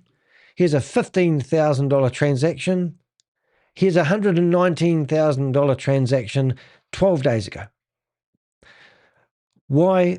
That's on the 21st of January, 2 days after my birthday. But what I'm getting at, guys, is money is still moving. Now, this company is, if they're using the MSB license excuse, then they can pay you with crypto. Here's an address where they can pay you. So I'm just going to shut these down. I'm going to leave that one there. I like that one, but I'm going to shut down these wallet addresses.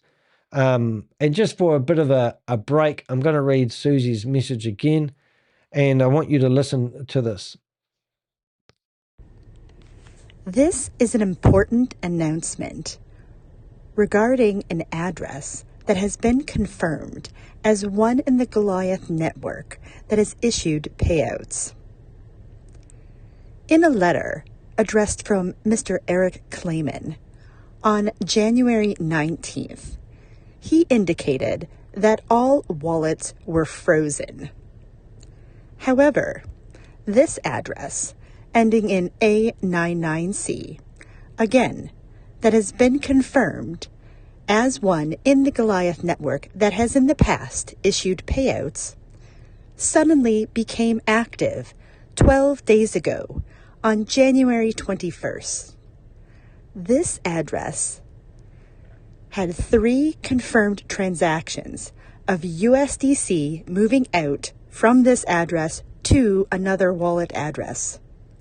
There was 1 transaction of 119,900 USDC, another transaction of 15,000 USDC, and finally a transaction of 6,429 USDC. So, if you are the recipient of any of those transactions, we'd really like to speak with you. Awesome. Yeah, it's a hard one. Alrighty, guys. I'm going to do a summary of whatever's happened now. I think I've done my announcements for today. I don't know if I'm going to be able to do this every day, but that comes down to what you can help me with. 32-page lawsuit filed. Nick is going after Goliath. I personally believe it's an interesting thing here, because if you go down to look at the Exhibit A, and actually, I tell you what, I've been in the courts quite a bit. Just to have 2 exhibits, I actually think this is a very, either they're making it incredibly simple or it's incredibly lame. Any court case that's going after, it doesn't even look like they're going after that much money. However, 2 exhibits in a court case, pretty lame. 2 contracts, a joint venture agreement, Exhibit A. All the addresses have been removed out of that, but we've got them already. And then Exhibit B is a master contract. So let's see where that is. Exhibit B, and then you've got a master service agreement. So you've got the chief operating officer going after the CEO in the same company after defrauding millions of dollars from people, claiming he's a victim. This does not sit well with me. This is a strategy of Nick to claim that he's a victim and was negligent, didn't get legal advice before he started working with Christopher. Christopher, who used to work at In-N-Out Burger, flipping burgers, got fired for stealing, is now running a multi-million-dollar company. everyone's saying that all our information is wrong and incorrect. I've even stopped producing blogs about this stuff. But I actually think, I'm nobody. I've had bigger court cases than this to defend just on defamation. This is actually pretty weak. I think, this is actually part of, in my opinion, a exit strategy. I think it sucks. I think you could do better than that one, Nick, if you want us to bite that cherry on the apple. Because when you think about it, guys, we've got Nick. Look at these two. This is the pecking order.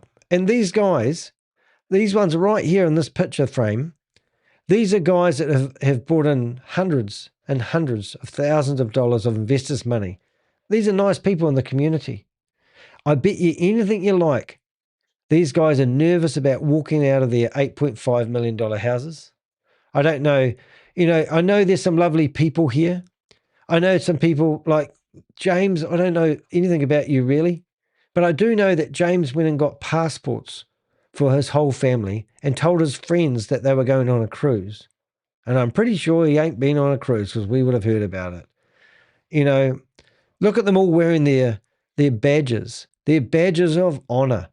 And they all worked for Goliath Ventures at one time. This is 14 months ago, this photo was taken. Look at them. They're all happy as a sandbag, as they say. Happy as sandbags. I mean, search for Hunter Smallback. You will find that he's a fisherman. You've got Alex. Where's Alex? He's a fitness trainer. Is Alex in here? And don't forget, there's no Piers Curry and there's no Matt Burks, and those guys need to go to jail. You guys, all seriously, after my experience here, if I have a story to share, can I share it here? Yeah, sure. Doesn't matter what you do in the chat room. It will come up on the screen and we'll have it documented as well. That's why I have my chat room behind, but you're more than welcome to share a story if you want. If it's relevant, it's all right. But if not, you can send me an email to danny@theheck.com. If you want to send it to me, you're fine. If it's relevant, you're more than welcome. No one's going to tell you off. Well, maybe. All depends if it's not a personal story. No happy endings, all right? Whoops, did I just say that? Probably did. Anyway, what I'm saying is all these guys in these pictures may probably worm their way out of this. And if every single person in this picture reached out to me and said they want to whistleblow, I've already had them reach out to me, I'll be honest, but they want to reach out to me on their terms. And I can't promise nothing, and I'm not going to not say something. If you guys have done something, like, for example, I'll just be really, really blunt. If one of these guys come to me and said, look, I want to tell you my story, but you're not allowed to tell anybody, then it's no use to me. I'll be honest. If one of these guys come to me and said, look, I killed somebody, I couldn't not tell. But if you guys have been told a whole lot of hocus pocus investment rambles and you've got screenshots of him doing this, I mean, that won't help get anyone's money back. But you might help us. Instead of this being a 1,000-piece jigsaw puzzle, if you help us, we can make this into a 2,000-piece jigsaw puzzle. And then we get more clout to go after these guys.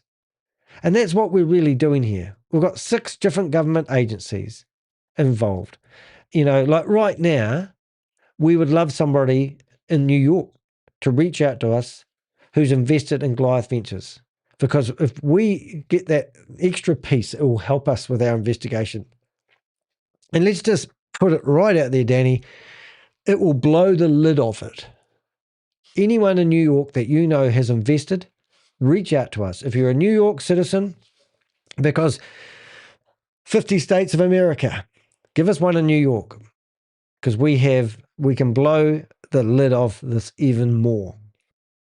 I'm just saying. All right, so what I'm getting at, all these guys here could worm their way out of it just by being nice to me, reaching out to me, stop holding back, and let's get Christopher and Nick behind bars where they design.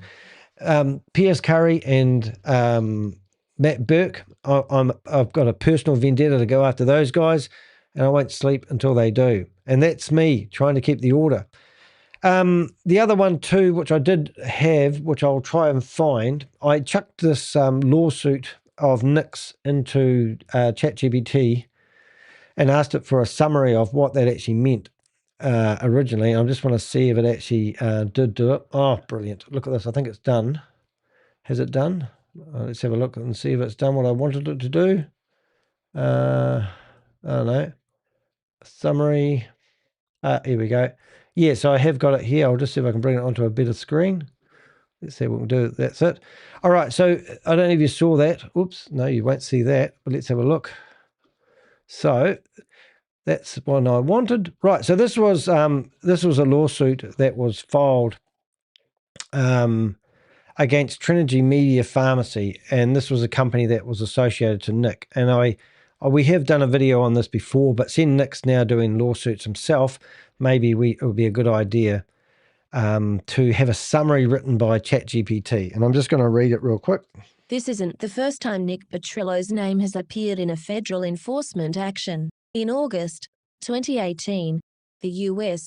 Department of Justice announced that Trinity Medical Pharmacy LLC and several of its principals agreed to pay over $2.2 million to resolve False Claims Act allegations brought by the United States. The case was handled by the U.S. Attorney's Office for the Middle District of Florida. According to the DOJ press release, Trinity Medical Pharmacy knowingly submitted claims to TRICARE and other federal health programs that were allegedly generated through illegal kickbacks to patients and providers. The government also alleged that the company knowingly omitted material information when applying to become an authorized provider with Express Scripts, including failing to disclose a prior felony conviction of a senior executive.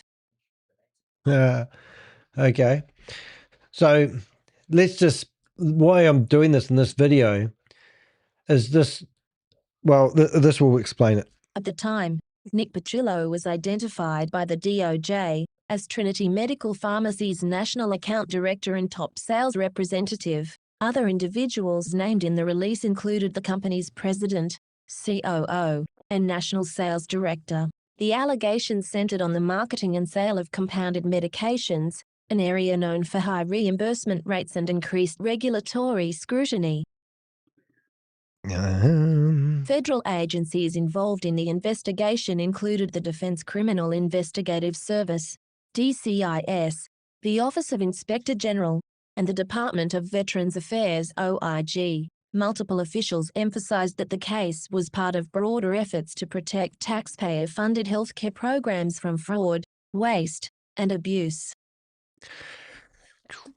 Importantly, the DOJ noted that the settlement resolved allegations only, and that there was no determination of liability. However, the government made clear that the conduct alleged involved serious compliance failures, misrepresentations, and financial harm to federal healthcare programs, particularly those serving military members and veterans.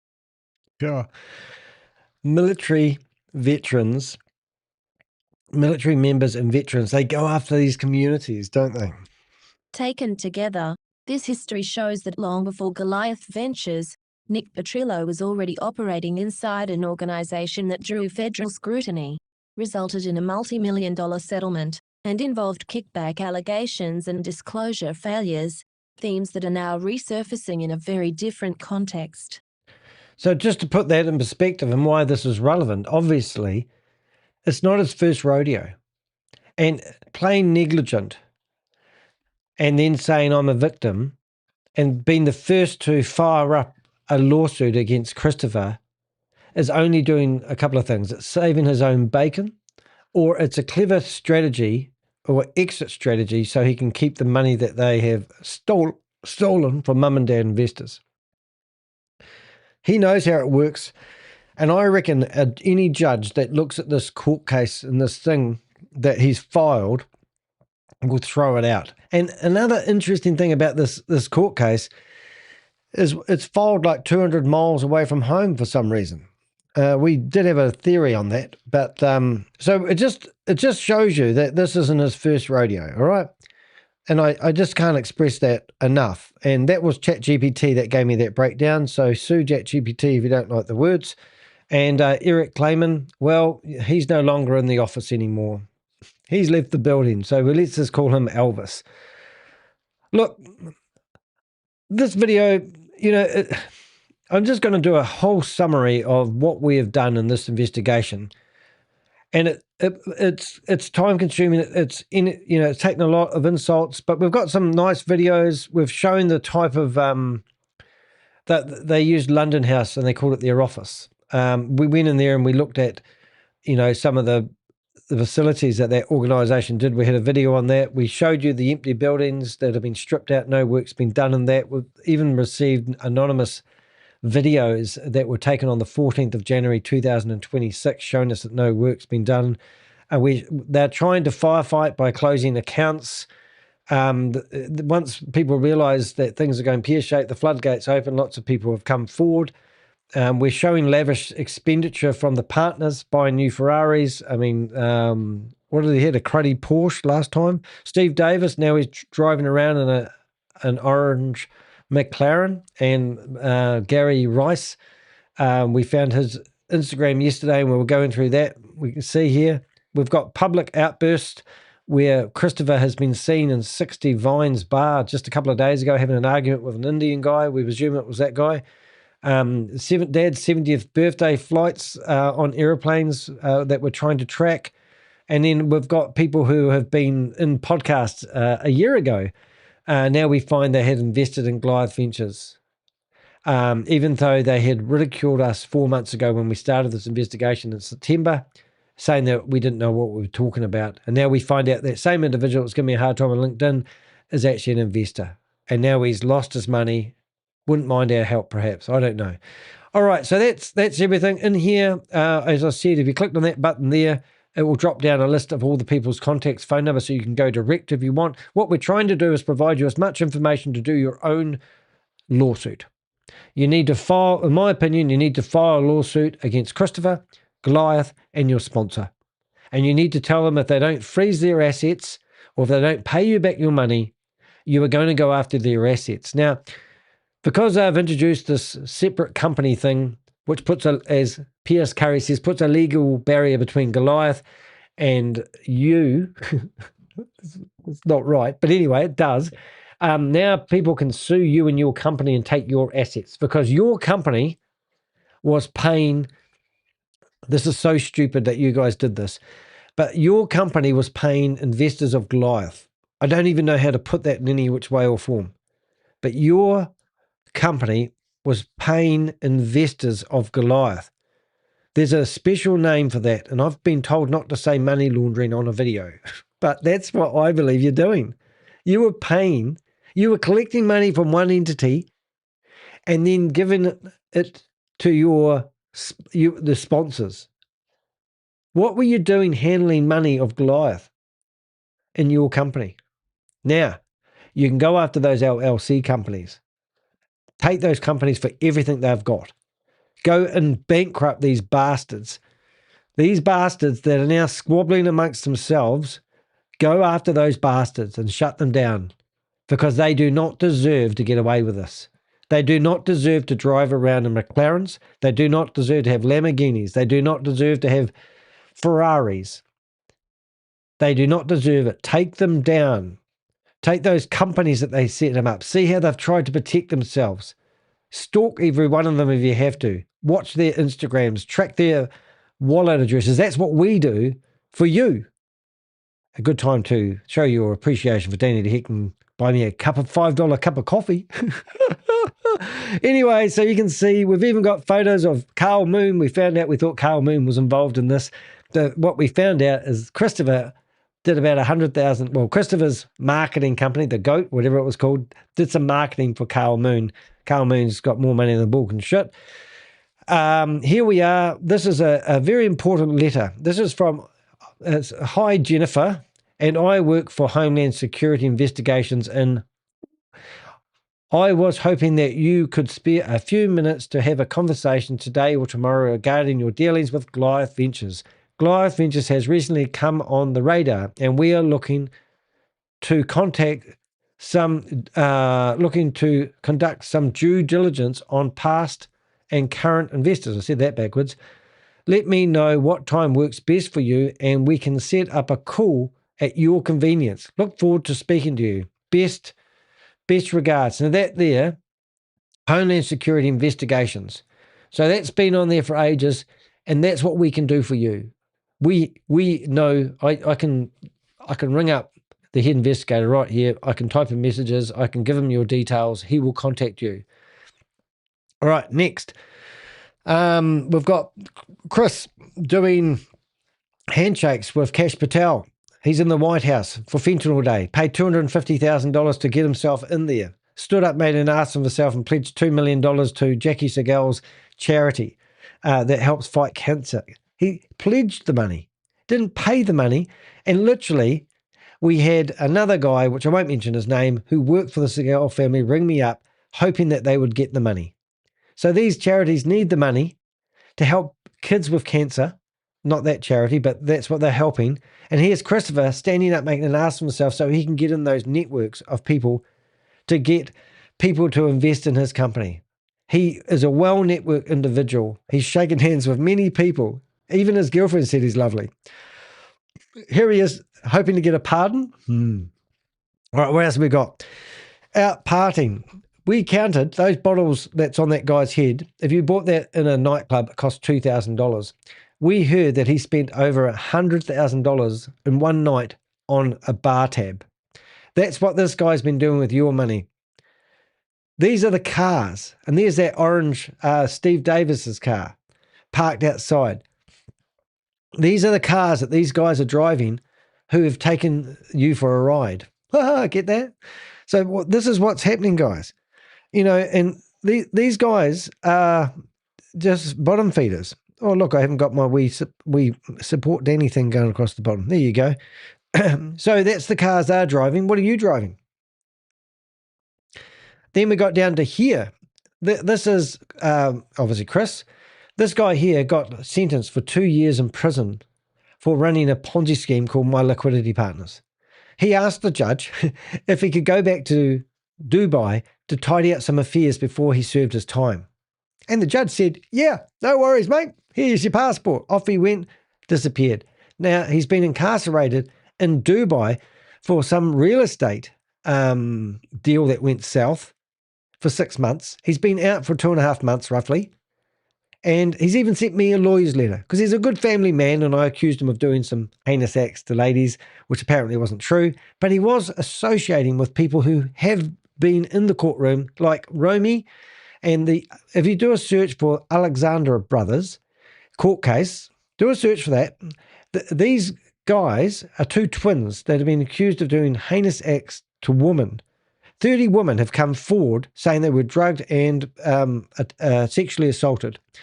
Now, Romy, who owns 25 businesses around Orlando area and the like, has got arm-in-arm photos of him associating with those two guys. And then next minute, we see Romy on a flight. So all these guys seem to be associated with stuff that's real shady, even though I'm not saying these guys are doing the same heinous acts to women, but they're associated in that alpha mentality that Steve Davis has got shoved up his ass. So these two ladies were involved, and there's Nick Petrillo. That company got shut down. It was a mirror image of Goliath Ventures. They were offering exactly the same investment opportunities. I believe that's what ignited Goliath Ventures. And if you go back and look at the register of their domain names, myliquiditypartners.com, whatever it was called, and Goliath Ventures Inc. domain names were registered 20 days apart. Next one. This guy that I thought he was a rich influencer, reckon he's worth about 80 grand a year. And he's paid to travel around and spin bottles on his head. Well, that's our research. Don't trust everything. But look at the people they're hanging out with. These are rappers, stars. And here's the planes where they haven't paid their $723,000 bill for, I assume. I don't know who owns this plane. I don't know who and why he's not trapped. Last time we went back to Dubai, we found him at the local counter checking in, and he wasn't taking his plane with him. Obviously, they're not his planes. He's been spending money like it's water. So here you go. Here's the lineup. You've got Alex, and that's Romy, R-O-M-I, and he's friends with he was friends with the Alexander brothers, with there's 3 of them. 2 of them have been charged. And here's all the boys looking like real men on an airplane. This is what alpha males look like, ladies and gentlemen. Alpha males. I wish I was an alpha male. Well, I'm not going to blow my own trumpet, but I know I've got more balls than these guys would ever wish they had. I've stuck my neck out more than these guys ever would for anybody. And that's who I'm working for. I'm working for you guys who've invested. You've got hooked into listening to these guys' bullshit, and now you've lost your money. These guys have pissed your money away, and that's got to stop. You know, it's just absolutely ridiculous. These guys need to pay. These are not victims. These are accomplices to crime. Alrighty, this guy, Jason Newton. Jay Newton, second on the right, and next to, once again, Tomo. Tomo, how's your brother getting on there, boy?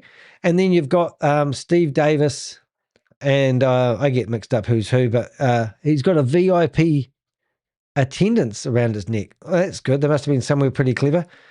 So you come down to here, and then you start getting all the blogs that we've done. So before this video, I thought I might be lacking content, but looks like I'm going over time already.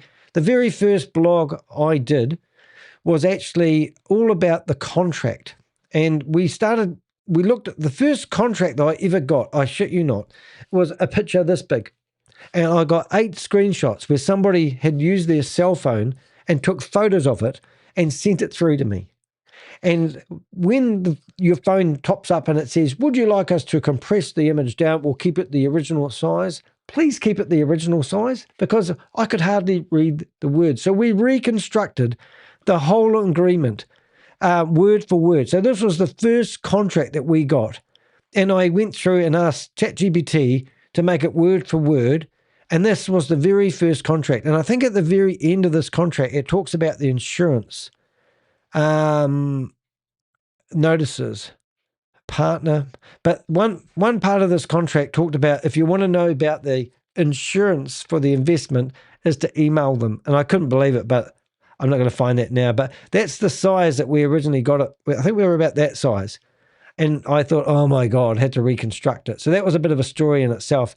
But we did our first blog on I started investigating this on the 1st of September, and I think about the 2nd.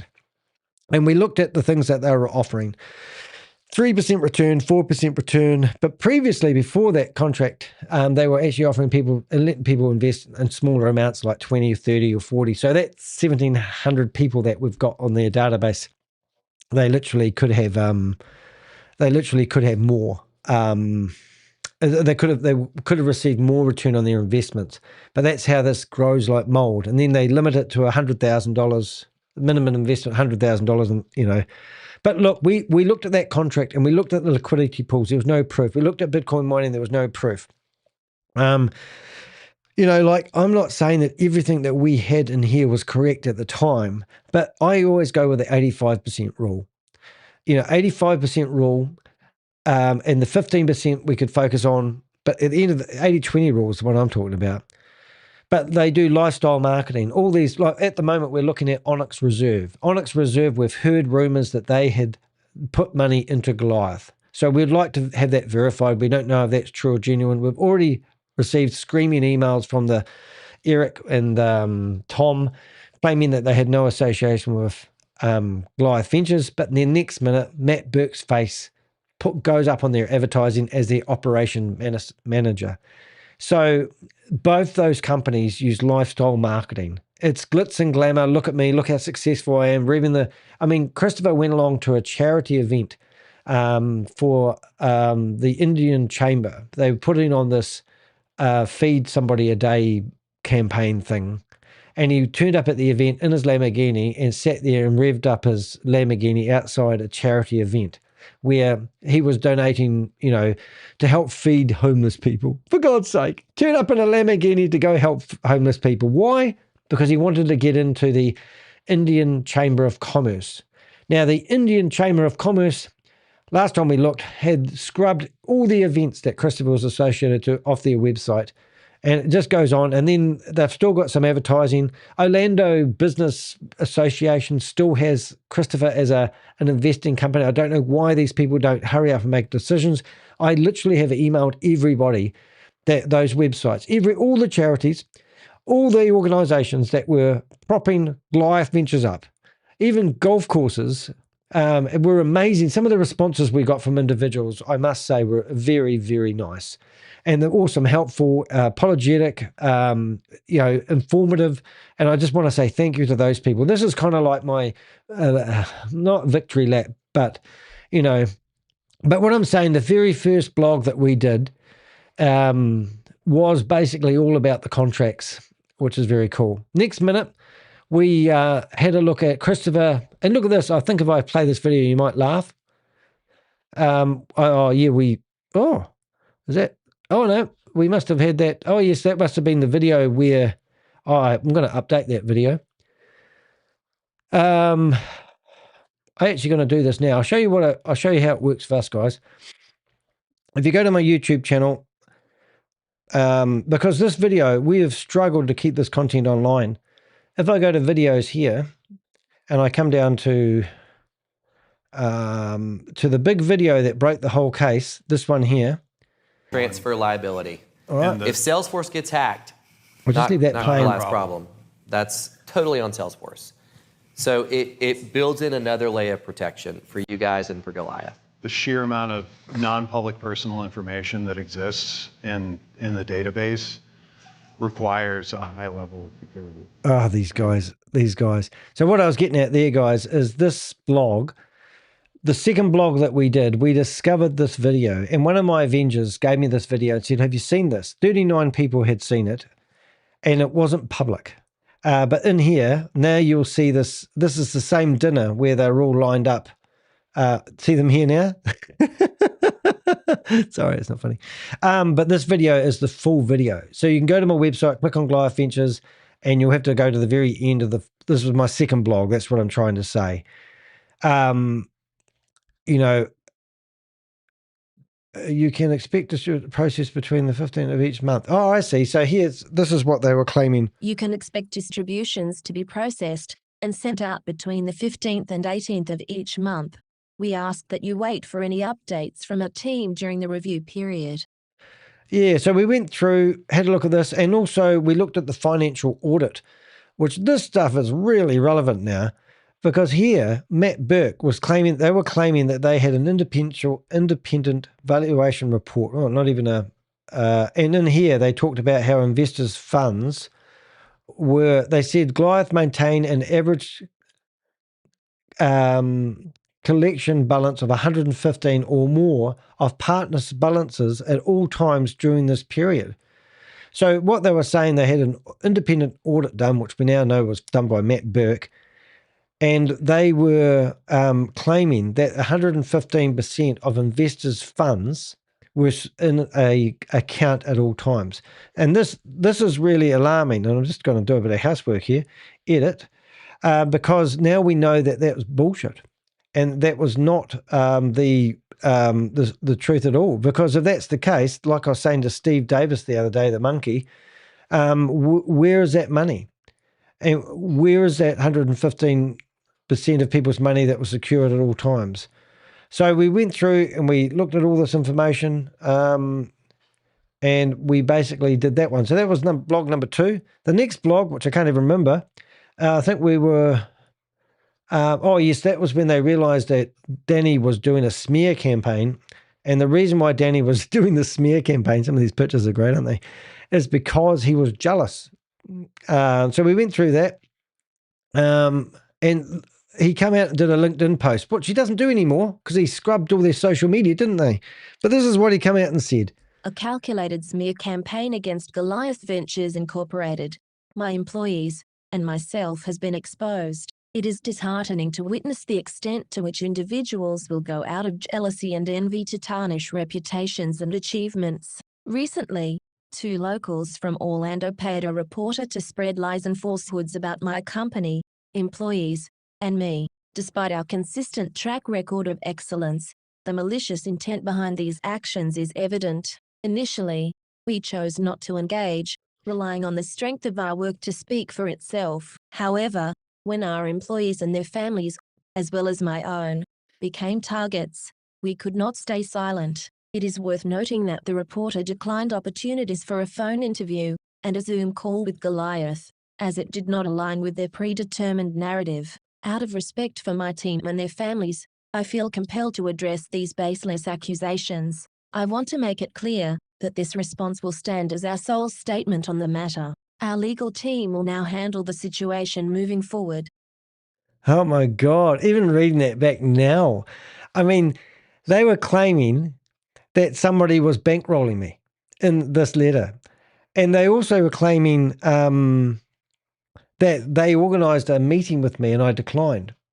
This is so, now I look back, you listen to this stuff and a calculated smear campaign against his employees and myself. A smear campaign means that we're jealous because we're jealous. The only thing they can say is they think that we're jealous. And then two locals from Orlando paid a reporter. Well, at least they called me a reporter. They call me lots of names now. This is just incredible stuff. So we put a response to the LinkedIn post, and so we asked them those prudent questions at that time. Where are the audited financials? Where's the on-chain proof? These are the questions that we asked them on the very first time we communicated with Goliath or Christopher. We asked them for the basics. Who is the licensed custodian, I never get that word right. Which insurance company is covering the principal as you claim? How's that insurance policy going now? All the guys that have been laughing at us, and we were saying, where's the insurance policy? I bet every single investor that's sitting there with their hand out now would love to know where the insurance policy is. So why was that question never answered? Because there's no such thing as an insurer that would insure a crypto company who's offering 3 to 8% return per month. How do you recycle contradictory claims in your own contract? What does that say? Reconcile contradictory claims in your own contract. Yeah, so I don't know what that means, but anyway, you probably figured out I didn't know what that means. So black block, why do they call it black block instead of black rock? Oh, I got that wrong the last few days. We asked them some pretty prudent questions. Sales pitch include videos. And why is Chris called Chris Lord Delgado? Hope I got that right. Driving around in a Rolls Royce and flying around in a Gulfstream private jet. 48% return is what he's offering you guys. So one investor who invested $100,000 for 12 months at 5%, hyper compounded his money and got paid out. He got paid out in December the 10th, $179,000. And another person that had a lot of influence and a loud voice got paid out just in January. And now we can see, thanks to Susie, that people have been paid out. Well, not paid out. Well, there's been 3 transactions for $140,000 has been paid out to somebody from the same wallet addresses when they're claiming their money has gone and been frozen. So they're Eric claiming, telling everyone that their crypto wallets have been frozen. Well, that's what they said in their letter. Insinuated that anyway, have been $140,000 have been paid out, which is peanuts considering the amount of people I'm hearing about it. So then I named all the individuals that were on my radar. And this was just blog number 2. And look, every single one of these people were in that photo. And now every single one of those people are in that, they're fighting it out amongst themselves now. So that was blog number 3, actually. And that was me. And then we found out about Nadia Bringas, a bookkeeper running a company that does $500 million. That was just ridiculous. And there I am on the plane with them. And at the time, we didn't know all these individuals' faces. So then we asked the public to help us out. And they helped us out with the names of all the people on these planes. We know Kat. Kat was Chris's girlfriend. And her father was accused of stealing watches of Chris's. And that's why they broke up. So we reached out to Kat. And then we found 6 people that have apparently been Chris's girlfriends in the last couple of years. 6. So then we found out that Nadia Bringas had shut down her company on the 2nd of September and reopened it in Wyoming on the 4th of September. Well, it took time to update, no doubt. Then we find out that Nadia Bringas actually works for Harry J. Samuels as an employee. Then we find out that Harry J. Samuels is actually the person that's registering all these LLC companies. And then we hired some genius lady who lives in Germany to put in Harry J. Samuels' company name and find all the associated companies. And we found 500 companies associated with Harry J. Samuels. And the bookkeeper that claims to be doing all the money for Goliath Ventures actually works for him. So that started up a whole lot of rabbit holes, and we went down quite a few holes with that. But what that proved to us, that this was a much bigger scam than we actually anticipated. And then we went through, we found power of attorneys, mortgage documents. We found houses that have been purchased by Goliath. Then we started researching who Nadia Bringas, whatever her name is. Since then, we've found out everything: home address, husbands, where they live, everything you could ever think about. And then we started finding out, who this bookkeeper is. It's just, it's been it has absolutely been incredible. So this blog here I'm looking at here, I can see that we actually updated it once we caught up with it. Now we've got files in here of her registered her business in Wyoming. Why does the company move from Florida to Wyoming? Because Wyoming's got slacker laws, harder to prosecute people, and they're on the exit strategy plan. But we have it. We have the receipts. So like these guys, Steve Davis the other day said that they've got a lawsuit against me, and I'm going, well, bring it on. But you haven't got a lawsuit against me, and we've got overwhelming evidence that this company is a fraud. And now you haven't paid anyone for 4 months. The internal structure of the company's over, and you just can't make this shit up. Now, what was this one about? 10-page cease and desist letter. Yeah, so we received this cease and desist letter from their lawyers, which are now we know are 4 doors down from Chris's what was yesterday's office. And here they are claiming all the things that they were going to do to us, all my videos, all my contents, all my things that I've said on LinkedIn, everything they could find. They gave me back all my social media on a platter and said that we're going to take you to court and we're going to sue you. Well, they didn't say they're going to sue me, but that was the first thing that made us laugh. We did file a motion to dismiss, not that we need to now, but it's just like, it just goes on and on and on. I don't even know what this one is. What's this one here? Is this our, I think we wrote them a letter. So we've got lots of updates. I mean, come on, guys. If you want to sit here and go through all this, have a good read, get yourself a cup of tea. Right, so here, I think a lot of people now wish they listened to us, but here we were telling everyone that they need to withdraw their money. And we need to tell everyone that the 115% promise was a load of crap. We've got a response back from Christopher about something. Wonder what that was. I think, I don't know, one of these here is an offer of 150,000. I don't think it's this one. But we did get some responses and we published everything. We made it totally transparent. And that's the only way you're going to fight this battle now, guys. If you want to go for it hammer and tong, you need the media to get behind it. We have emailed 90 different media outlets and we have gone to town on trying to get as much exposure on this as we can. The first thing that's going to happen is an indictment, and then all the media is going to jump in. Anybody that's associated with this is going to realize they should have come forward sooner than later. Right, the next blog was about the missing FinCEN registration. So these guys never had any licenses to handle money. As simple as that. We researched people that we thought had licenses, like Matt Burks and Piers Curry, and the other guy, Aaron, that we discovered again the other day. But these guys never had any licenses to handle money. It's not rocket science. It's missing MSB registration. So did they listen to us and think, oh, we better get a registration? What the hell, I'm just going to put it out there, is a company handling $500 million that doesn't have a money services license? What, you mean they got this far down the road and took $500 million, we believe, of your money, and now they tell you the reason why they can't distribute money, even though they are doing it via crypto, is because they don't have a registration that they should have had initially. Isn't that crazy? And then, if you want to take it to another level, the 18 people underneath that have their own LLC companies would also need to get one of those licenses because they're the ones that are distributing the money for Goliath, which is called money laundering, just saying. Why this is a problem for Goliath Ventures.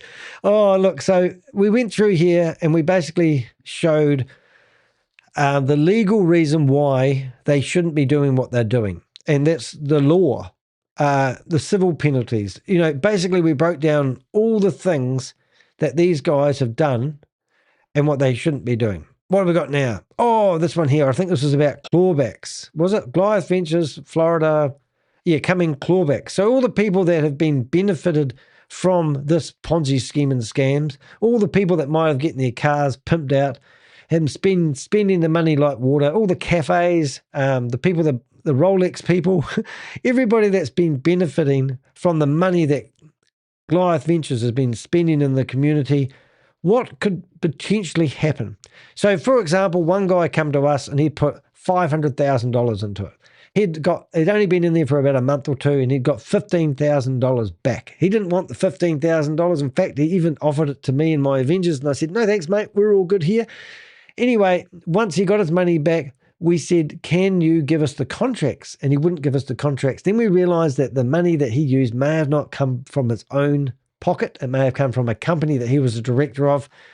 All sorts of things like that were going on.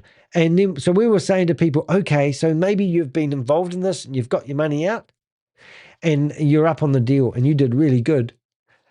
We're talking about clawbacks. What happens to those investors who we know of that are trying to keep quiet, hoping that when the Homeland Security people or the IRS knock on your door, are going to say, we understand that you were an investor of Goliath, and you'll go, oh, yeah? How much did you invest, Danny? And you'll say, oh, $100,000. And how long were you an investor with Goliath for? Or 18 months. Oh, so you would have received $40,000 profit on that. Yes, but it was my money. I go, no, it's not. We want that money back. And also, we're going to freeze your business and your assets until we work out exactly how much money you had.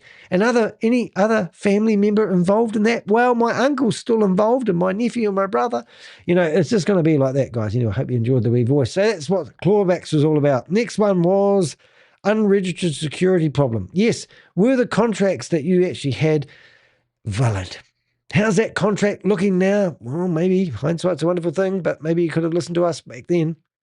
But are the contracts that you've actually signed worth the paper they're written on? Is the question. What use is that contract now? Is that insurance policy in that contract that they talked about that entice you to sign up for a guaranteed too good to be true opportunity? Probably not. And it's just, if you look at all these links here, you can click on them and you can go off to places. We're talking about contract law here, no licenses, no registrations, no disclosure, no FinCEN operation. Matt Burks, Pierre Curry, lock them up, throw away the key. Going to jail, Matt. You're going to jail. Pierce Curry, game is over. Right, next thing is we had a bit look at Chris. Now, did you know that Chris used to do teeth whitening? Yep, a couple of 2 years ago, you can still hunt around on the internet and find commercials where Christopher was trying to whiten everybody's teeth in the world. Yes, but before that, he was flipping burgers at In-N-Out Burger, and that was quite fun. But he got fired. How embarrassing, getting fired from In-N-Out Burger. Trusting a man fired from In-N-Out Burger for stealing, managing hundreds of millions is beyond reckless. So he's now a multi-billionaire, handling lots of money, but got fired from In-N-Out Burger. How embarrassing. And we did have other stuff in there. Samuel's accounting, we found out about him. But we always tried to put a story within the headline. And I'm getting a bit tired from doing it, to be honest. I mean, even today I could have created a blog, but you've got to have a life. Then we got a beautiful dress from Tay that she used to welcome people. Oh, hello, Tomo.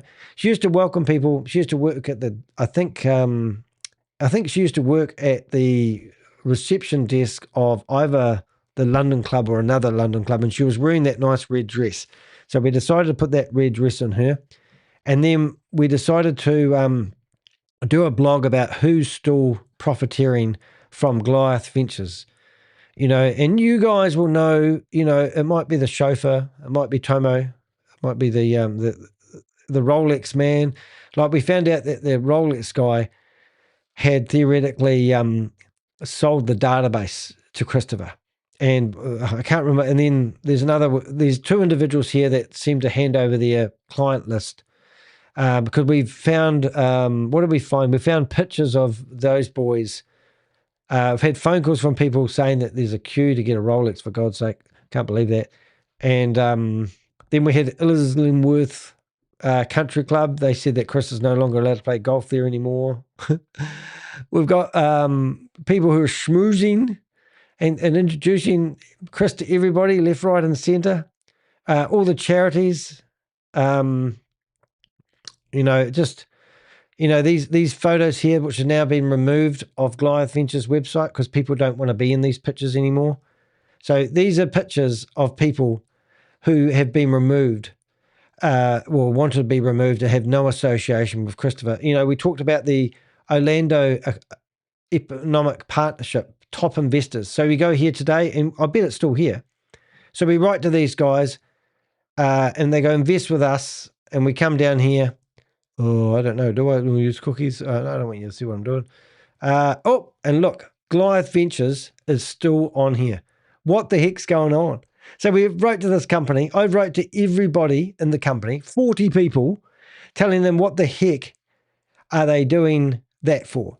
Why are they promoting Goliath Ventures? Join our top investors, champions for board-based prosperity. And you click on that. I presume it goes through. And look, the other day we did this, and look who's this. Look who's this. The key contact, Nick Petrillo, COO, Chief Operation Officer or something, Operations Officer. So how's that going to work? And that phone number, if you ring that phone number that's publicly listed, Google, you'll find that phone number on Goliath's website. So this is what we were highlighting. Why is this organization still promoting Goliath Ventures on their website? They've had 42 emails from me alone telling them to get that off. All these charities that we list here have all taken money. We've got a nice guy, really nice guy. I'm not saying he's a bad guy, but he's pimped out Chris's vehicles. Now, interesting enough, the black Ferrari, he wanted to make it very clear he didn't detail that one out. But these guys, this guy, Ty Peterson, oh my God, the guy rings up wanting to fish for information. The guy owns a jet ski business in California. And now he tells us that he wants it not to be a scam, and what do I know? And I go, I don't know. Idiot, absolute idiot. After he got off the phone, the next week, he's celebrating this guy here, that's his wife, he's at the Munich Beer Fest celebrating with Chris. So then I ring him back and I go, what the hell are you doing? And he goes, oh, we're just hanging out. Okay, just hang out with somebody who's stealing, hundreds of thousands of dollars of people, millions of dollars from people. It just disgusts me. Then we've found racing car drivers, real nice guy, but his car's fitted out with Goliath Ventures all over it. Struggling away all of a sudden. Then we find like realtors. These are all the people, that are benefiting Pierce Curry. Oh my God. So we went to the old, the company that Pierce Curry used to work for when he was a registered financial agent of some sort. And we asked them to explain, who we are, what we do. And we went to the archive versions of this website and found Pierce Curry in their group photos, which I can't find in a hurry.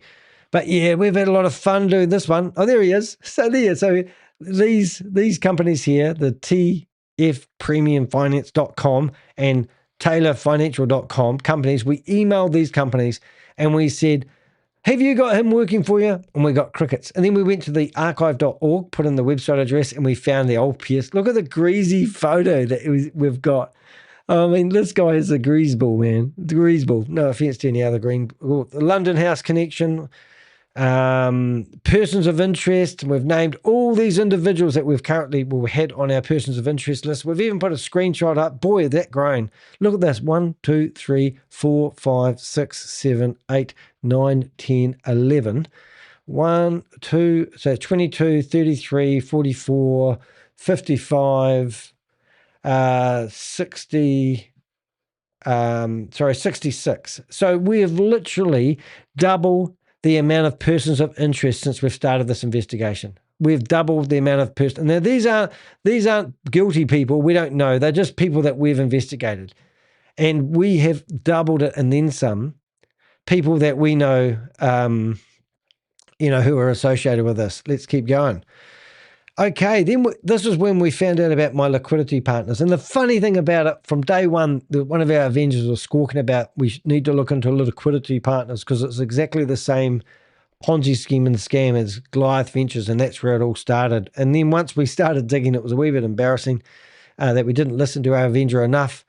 At that time, we thought it was a $300 to $500 million Ponzi scheme. People now are coming out of the woodwork who have been with us all along. They said this really is a 500 million or more Ponzi scheme, isn't it? Like it is, because of the amount of intel that we're getting back and forth. There's the so that video there, that there was a real big. I remember putting this one together. It was a marathon. We looked at things like domain names. A lot of research went into these blocks, stolen contracts, lists, recruitments. It's just tiring, guys. And at the end of the day, I mean, what is this all about? People wanting to get rich because they're going to be happy. It's just absolutely, it is actually gutting. We even, this, what they do to women, you have to read through all this sort of stuff so we make sure we get through. This was, what actually happened. I'll tell you what actually happened, because I like to tell you this whole blog, I rewrote it a wee while ago because we got more intel and I decided to go back through it and rewrite this whole blog. We also got a legal threat from somebody. And then we updated the information to get the information correct. Still paints the same picture. But at the end of the day, our focus wasn't on anyone but the Goliath boys and people who historically been involved. It wasn't really relevant. However, we still need to make sure we got our facts right. So that's why we always say to people, everyone's welcome to write a reply. That was pretty cool. All right, what are we up to? Oh, so this is the conversation I had with this idiot Tyres Peters. Go listen to this. This is the stupidest thing you'll ever hear. Listen to some of this. Just go into random something. Is there any more that you could tell me that you guys can help me with, or not really? I don't know what drugs you're on, mate, but don't give anyone any more of those drugs. I'm sorry, but I've never, ever been so heavily involved in an investigation than this. And you should be helping me, bending over backwards with information, rather than trying to cover your own ask. And you're still sitting here thinking, do I take my money out? We've got people who are begging to get their money out of their system. And you're sitting here thinking this is a good investment still. So here we are trying to convince Tay. I rang him up the other day. But look, absolutely incredible when you think about it. But anyway, that was him, and we blew him out of the waters because he wasn't ringing up to be a whistleblower. He was only ringing up to save his own ass, and it was quite crazy, really. All right, Danny versus Goliath. New Zealand journalist sued by Christopher Delgado. Here, I even made a blog about this one. So this, a podcast. Welcome back.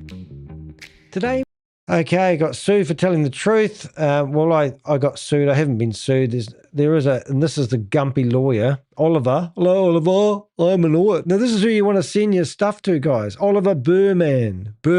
So he's the guy that would be quite happy to take your lawsuit on now. I'm sure he's very busy trying to take my lawsuit down that he tried to file. This guy is the perfect guy. All his details are on that form I told you about. But this guy literally takes the cake. Now we realize that this guy's 4 units down from where Chris is, and he's right next door to Eric Clayman, for God's sake.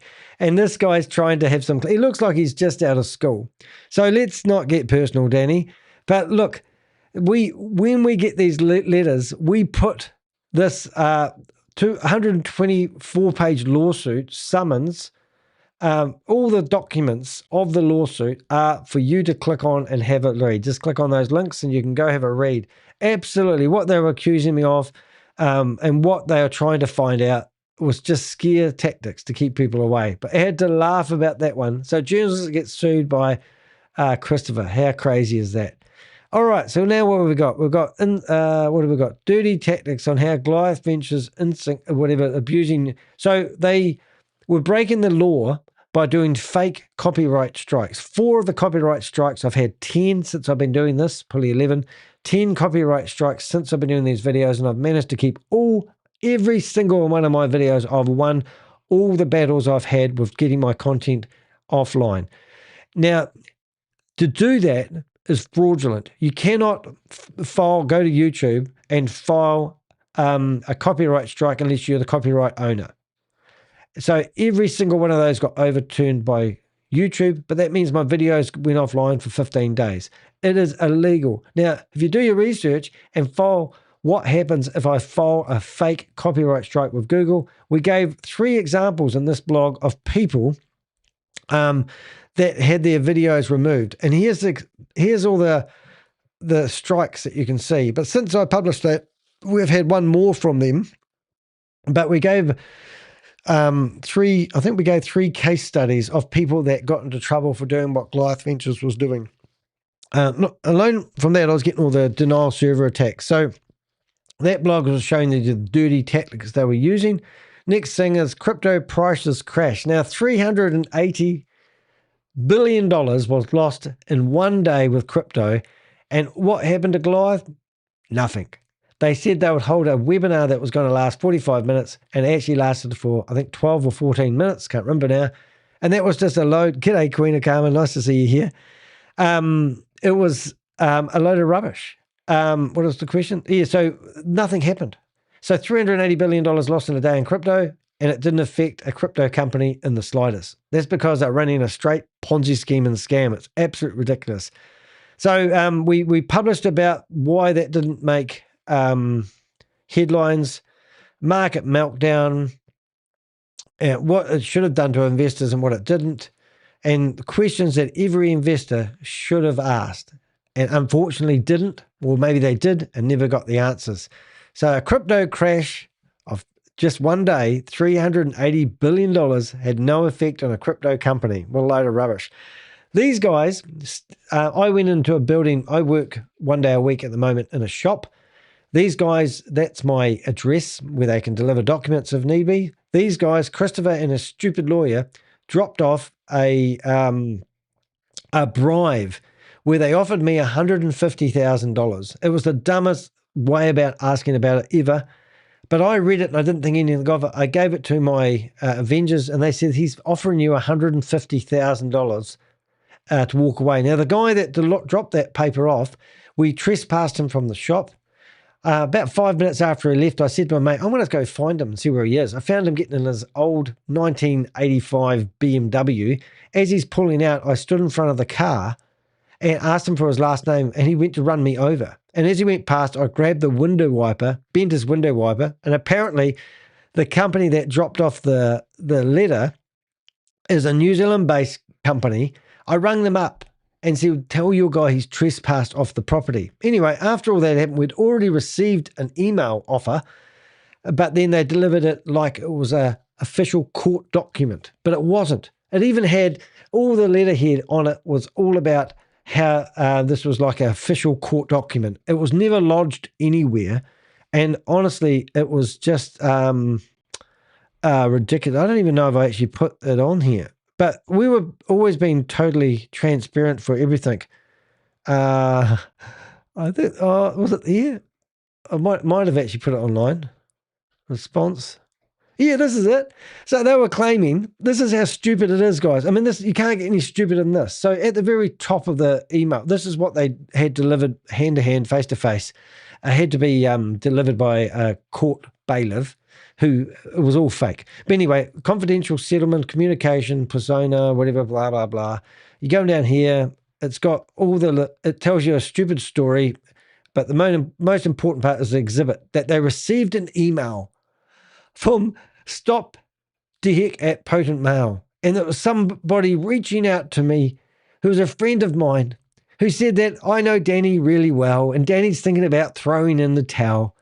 And if I can get him to, if I can get him to remove all your videos, what this person was offering was $50,000.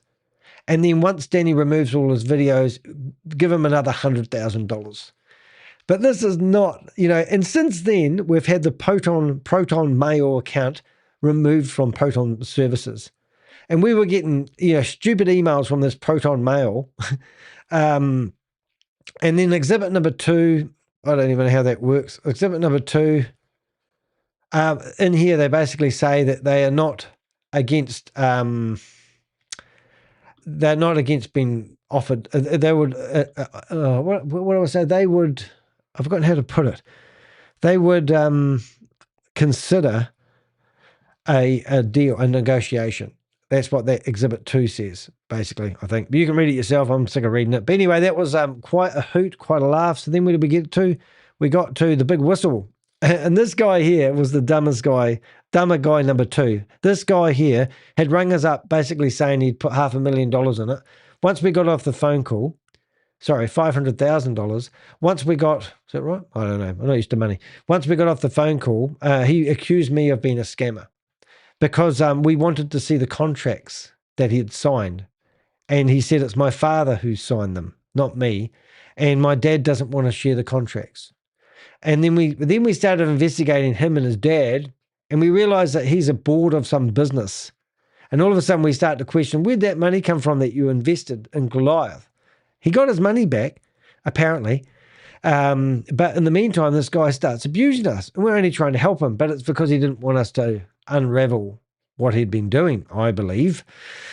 And in the meantime, that's why we did this blog. So it was about, it wasn't a whistleblower, it was an opportunist. And we helped him in some form. He's now probably laughing, thinking he got his money back. All right, so this was a really funny blog. This one here was about where Goliath Ventures decided that the Bank of America wasn't big enough for them and their growth, and they had to find another bank, another excuse why they were having problems with the bank. And this was after we had gone through and found people in the banks they were banking with through our LinkedIn connections and told them that this bank account needs investigating because of the transactions they were doing. And at that point, that was amazing. So we did actually manage to freeze 2 Bank of America accounts. Well, not me personally, but the bank, through our intel and showing them all the red flags of Goliath and the contracts. We did a pretty extensive proof of campaign. They literally, and I shit you not, they used my blogs as evidence to see that this company was not legitimate. And that was pretty cool at the time because they didn't need us to submit all the evidence. They could go through our blogs and see the evidence that we had there. So that was pretty good that day. I remember that day. And then Steve Davis, well, there he is in front of his cruddy Porsche. It's not actually him, it's me. But this guy, we did this the other day. If you haven't seen the Steve Davis video, he actually claims to be published in Forbes magazine, but there's no proof of it whatsoever. And this was him sitting in front of his Porsche. So see my Porsche, and then you see Steve Davis. And in here, you will see that he's published an article in the Business Insider magazine. And he's basically blowing steam up his own ass, telling everyone how wonderful he is. And then we wrote to Business Insider magazine and used the same strategy we did with the bank. We said, are you realized that Steve Davis is associated with Goliath Ventures? Goliath Ventures currently has been investigated for a large-scale Ponzi scheme and scam, and 6 different government agencies are investigating it. Here's the proof. Here's the contracts. Have a look at this. And the article disappeared. And we thought that was great. And then a few days later, the article returned again. I thought, oh, my God. So long story short, the article was removed, and in the video chat we had just the other day, he was claiming that he's going to get it put back again. Look, well, good on you, mate. What is it? Yo-yo sponsored article. And if you don't know what a sponsor article is, that means he's paid to have this article. So he was saying to me that he's more of a man than me, and I'm going, well, I'll have a pissing competition with you any day, Steve Davis. I said, do you realize I've been in a 2-page printed edition spread of the New York Times? Do you realize I've been featured in the Guardian newspaper? Do you realize that even Bloomberg did a 20-minute documentary about how I bust scammers? And you are going to get your sponsored article back on the internet. It was absolutely crazy. So that was batshit crazy. But you can actually go there today and have a look at the sponsored article. Let's see if he's got it back. He might have done. No, it's temporarily unavailable, Steve. So your paid advert isn't accepted by the Business Insider magazine. It's absolutely crazy. But anyway, we went through that and we looked at this fireman and we realized, so yesterday we found 3 more firemen that had invested from his fireman days. So he's gone through his community, encouraged people to invest. 3 more firemen have been notified that we are here to help them. And I sent that off to him, and we've got crickets. So an alpha man, so he's part of this alpha lifestyle where men are just amazing, and he's one of the bros who looks after everyone. And now they're running for the hills, and the coward won't even answer his phone anymore. And right now, if you're listening, mate, you can what does it say? Sign into chat. You can ring us up and you can go into the chat room. It's not a problem. You're more than welcome to defend yourself, because that's what alpha men do. But anyway, at the bottom of all my blogs, you can actually read about me if you want. Bloomberg news.com.au, which is a national newspaper, they said I'm one of Australasia's leading scam fighters. Even India newspaper, The Press, my local newspaper, The Guardian, ABC News, The New York Times, Radio New Zealand, and the Otago Times have all published articles about me. And if you really want to know who I am, you can actually search for Danny De Heck on the internet, like this, and you'll actually see I'm actually in Wikipedia as well, which is really, really nice. So you can see me here. That's my website, and that's Wikipedia. Go for your life, Steve. And then when you click on news, it will put all the news articles that I'm in all together. And that's how you verify these claims. All these claims are actually, it's funny. This one here, just so you can see this, it says police investigates mysterious loud banging in Canterbury. The reason why I'm in there was that image. I took it when I was in a microlight. Hi, Steve. He was flying the plane. So that's why that article's actually got nothing to do with me. But that photo, they asked me if they could use my photo. And if you come down here, you can see that photo was by Danny De Heck. Isn't that cool? Yeah, so that's how you find real news, Steve. Just saying. Anyway, on to the next blog. What are we up to now? Oh, that's right. The girlfriend. Spend $1 million on the girlfriend in 12 months. That was pretty cool. Goliath Venues payout stop. Insiders pull tens of millions while everyone waits. Yes, so this is where selective payments started happening. Now, we didn't know at the time. I think this was published in November, but people were not getting paid in October. And some people were getting paid in November when other people weren't. And then we found out the structure of the company is that the individuals behind it all, obviously, I think I mentioned this, but these partners here are now squabbling, were all set up their own companies. And these people were some people were getting paid, some partners were getting paid, and then they could distribute it. They were told not to pay themselves. Now, don't ask me how I know this information, but I love telling it. They were told not to pay themselves, but to pay their investors first, because they wanted to calm the farm. And at that time, we were hearing from partners that they were upset that they couldn't take their money. Now, let's just pretend that Nick Petrillo has bought himself an $8.5 million house, got a $5 million mortgage, and he was using his money that he was getting from Goliath every month to pay the mortgage. Then all of a sudden, all the payments stop. So what does Nick do? Well, I'm going to go and sue Christopher because he told me that this is too good to be true. Anyway, you get this. So you can go through here and other funny things as well. I don't know if you remember, there was a video I did a wee while ago. If you go to my YouTube channel and click on shorts, you will see which video was I going to show you? Oh, yes, this video here. I'll just turn the music. But here they are all shaking hands and smoozing. And the doctor that's drunk, so I'll show you a drunk doctor soon. I don't know if that's a good idea. Hope he doesn't do surgery. Here he is. So the guy that's got his arm around him and he's trying to be upright. So that guy there, that's his wife. Ah, isn't that lovely? So that's Nick giving a good, nice hug right around the waist there. Hands might be a bit high there, mate. But that photo was quite funny. So we were trying to figure out the relationship of Nick and that guy's wife. So we chucked that in there for a bit of sensationalism, perhaps. I don't know. But you can go to that blog. I've forgotten the title of this blog now. Excuse me. Goliath Ventures. Oh, yeah. So they were picking, some people were getting paid and some people weren't getting paid. And this is when it really started to hit the fan and people were starting to think, oh, what's happening? But even today, we've shown you just today that somebody got paid $119 just 10 days ago from a wallet address when they're claiming all sorts of stuff that isn't happening. Now, this one here is really interesting because Andrew Tate lost $1 million doing hyper liquid wipeout, they call it. And he was doing liquidity, not liquidity pool. He was doing, what was he doing? He was doing, wiped out Andrew Tate. He was doing a certain type of investing. I've forgotten what it's called. But basically, it's a type of real high risk trading on leverage trading, there it is.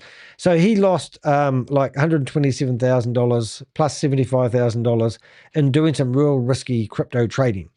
And we believe that coincided at the same time when we found Tomo, Christopher and Michael all on a cruise ship with 50 men in Croatia. So when we found out who was hanging out with Andrew Tate, we thought, oh my God, now I'm going to have Andrew Tate coming after me. And then we found a story about Andrew Tate and the leverage trading that he was doing. And we surmised that if Christopher was shadowing other people like Andrew Tate, he could have literally taken the secured money that Matt Burke said they had and put that into leverage trading. And just like how Andrew Tate lost $1 million within a heartbeat, Christopher could have lost all that money as well. Who knows? We've got no proof of that, but they are associating together, and there are an exclusive club called the War Room. Next minute, we hear that Andrew Tate doesn't want anything to do with the Goliath boys because Christopher wouldn't tell Andrew Tate how he's making all his millions. So then we had posts from Tomo claiming that he was one of 33 people that advise and give motivational talks to Andrew Tate's War Room people, who it's just ridiculous. And long story short, Andrew Tate doesn't want anything to do with him. And it was absolutely batshit crazy, just saying.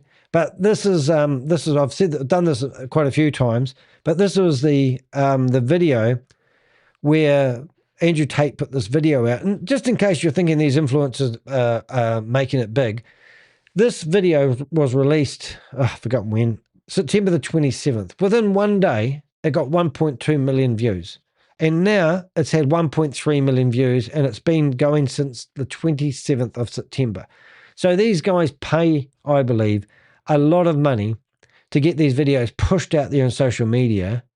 I don't even believe they're real people. It's all inflated numbers. That's what I reckon. But here was a video of all these guys hanging out in Croatia, and I've been there. Yeah, I've been to Croatia.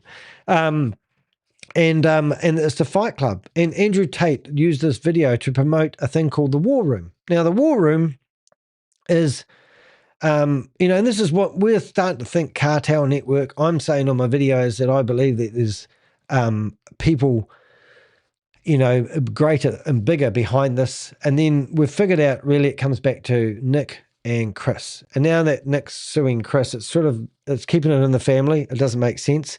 But we went through this video frame by frame, and there was a section in here where Christopher, there it is there. So you got Mike, Christopher, and Tomo on a ship with 50 guys that when you look at this War Room thing, all these guys have got blurred out faces. These men think they're above the law. And then I'm thinking, wow, this is interesting. This is really weird stuff. I've got nothing. I haven't been following Andrew Tate or anyone, but every time you mention Andrew Tate and crypto, everyone goes, ooh, he's real bad. And so what basically happened then, so when we saw that video, I thought, wow, but then when we heard that he got kicked out, that was even funnier. So that's what happened there. Next minute, we've got, I think that's Nick and Christopher. Now, we were pleading, wonder if Chris Bushy, sorry, that's actually not. That's actually Jonathan Manson ruins Christmas for Canadians. So this is where we found out that this guy here was offering Canadians 8% per month return. They were getting desperate for money. and they were now offering Canadians 8% return. Now, if you don't know about him, that's actually Grant Cardone, and he's got relationships, and that's Patrick Ben David. So remember, Chris has now been standing up on the stage at a Patrick Ben David event, paid $1 million for naming rights, and they all stood up there like they were heroes, hoping that their grandeur, that's Eric Trump, by the way, the grandeur would actually get more investors in, and it's just going to grow like mold, and everyone's going to be invested in Goliath Ventures. And before we know it, like, what's the other guy that took $350 billion from people? Was it Warren Buffett? Is that the right guy? Am I saying the wrong name? I don't get sued by him. I've got the wrong name. What's the guy that ran the big Ponzi scheme? Don't know. But anyway, you get the idea. So anyway, we did a whole blog on how Canadians were getting offered too good to be true return on investment opportunities. And this was their way of trying to get money in when things were starting to dry up. That's what I reckon. And also, still true today, if you go to theheck.com, click on Goliath Ventures, not only will you find everybody's phone number for Goliath Ventures, you'll also find a link to our recovery group for the WhatsApp group. And reach out to us in that, make the initial connection, and we'll tee you up with what we want to do. So when everything was hitting the fan and all the money's disappearing and everyone's going, oh my God, Danny might be right, and the Avengers just had nothing else to do with their time and they're just like, should be minding their own business, we discovered that Tomo was panicking. And he was there sending out texts to everyone and doing social media posts when the Titanic was going down, putting out the hashtag Goliath Strong. Hashtag Goliath Strong. Now imagine how silly he must feel now. Danny DeHeck and the Avengers have taken that Goliath Strong, and you should be hashtag Goliath being pissed all over. I don't know.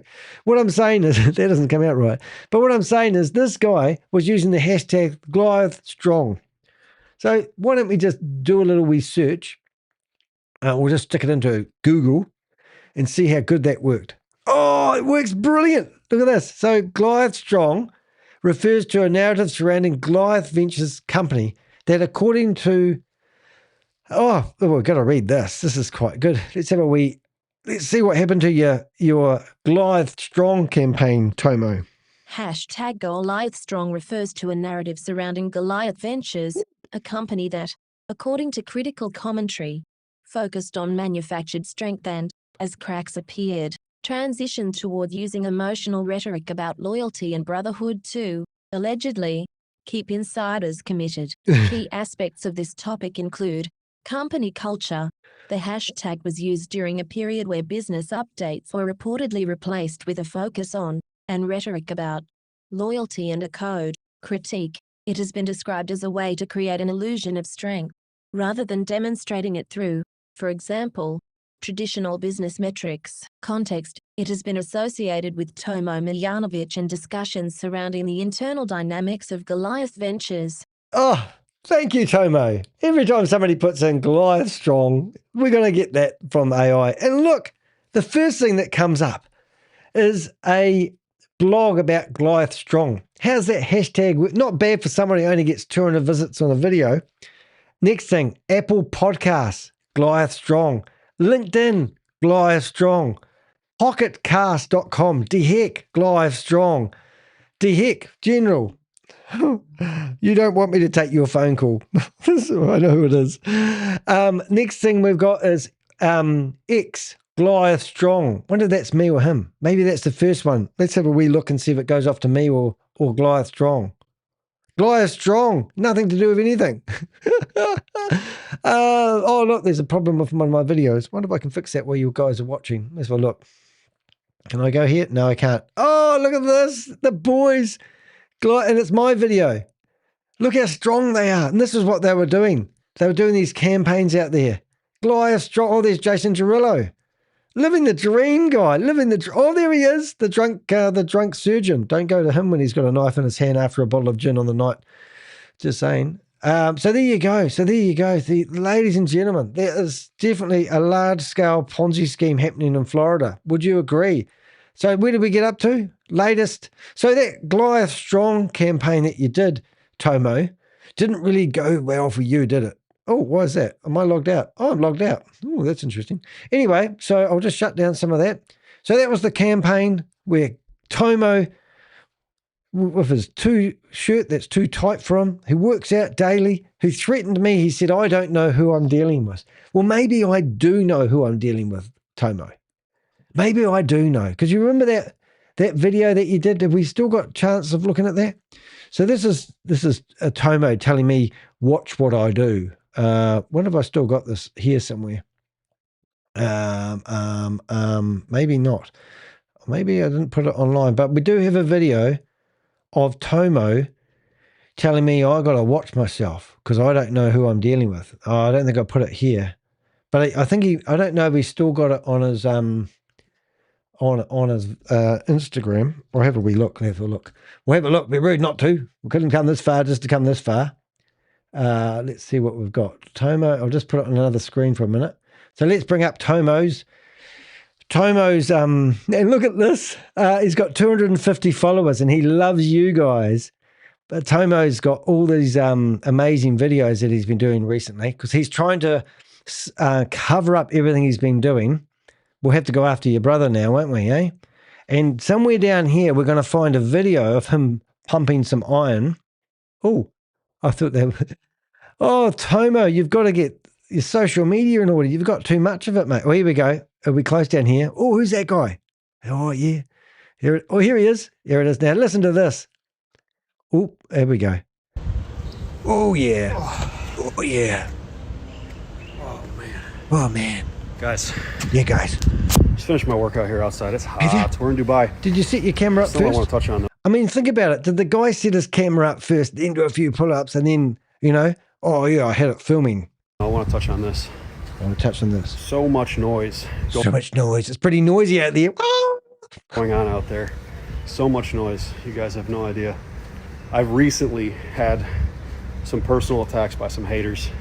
Maybe we found out that your 8.5-month pregnant girlfriend, you broke up with her just before she had your child. I don't know. Maybe that was it. I don't know. I could be wrong. They don't even know me. They have no idea who I am. Well, we do know you, and we know your brother now. They have no idea about me. They started smearing me, smearing people that I work with, smearing people that I'm partnered with. Hey, here they are. There they are. There is Tomo there. That's meant to be Tomo in the background. Here I am smearing his great name. Smearing his great name. Now I've lost my place. Where do I go back? Here we go. We don't know who. We don't know. Listen, here we go. And then even talked about my family members, which crossing a line there. Be careful, guys. Sometimes you don't know who you're messing with. But sometimes you don't know who you're messing with. Now, here's somebody in the health profession who makes more milkshakes out of cucumber than the average beer, telling somebody that you don't know who you're messing with. What are you going to do? Give me some vitamins that will give me dysentery or something?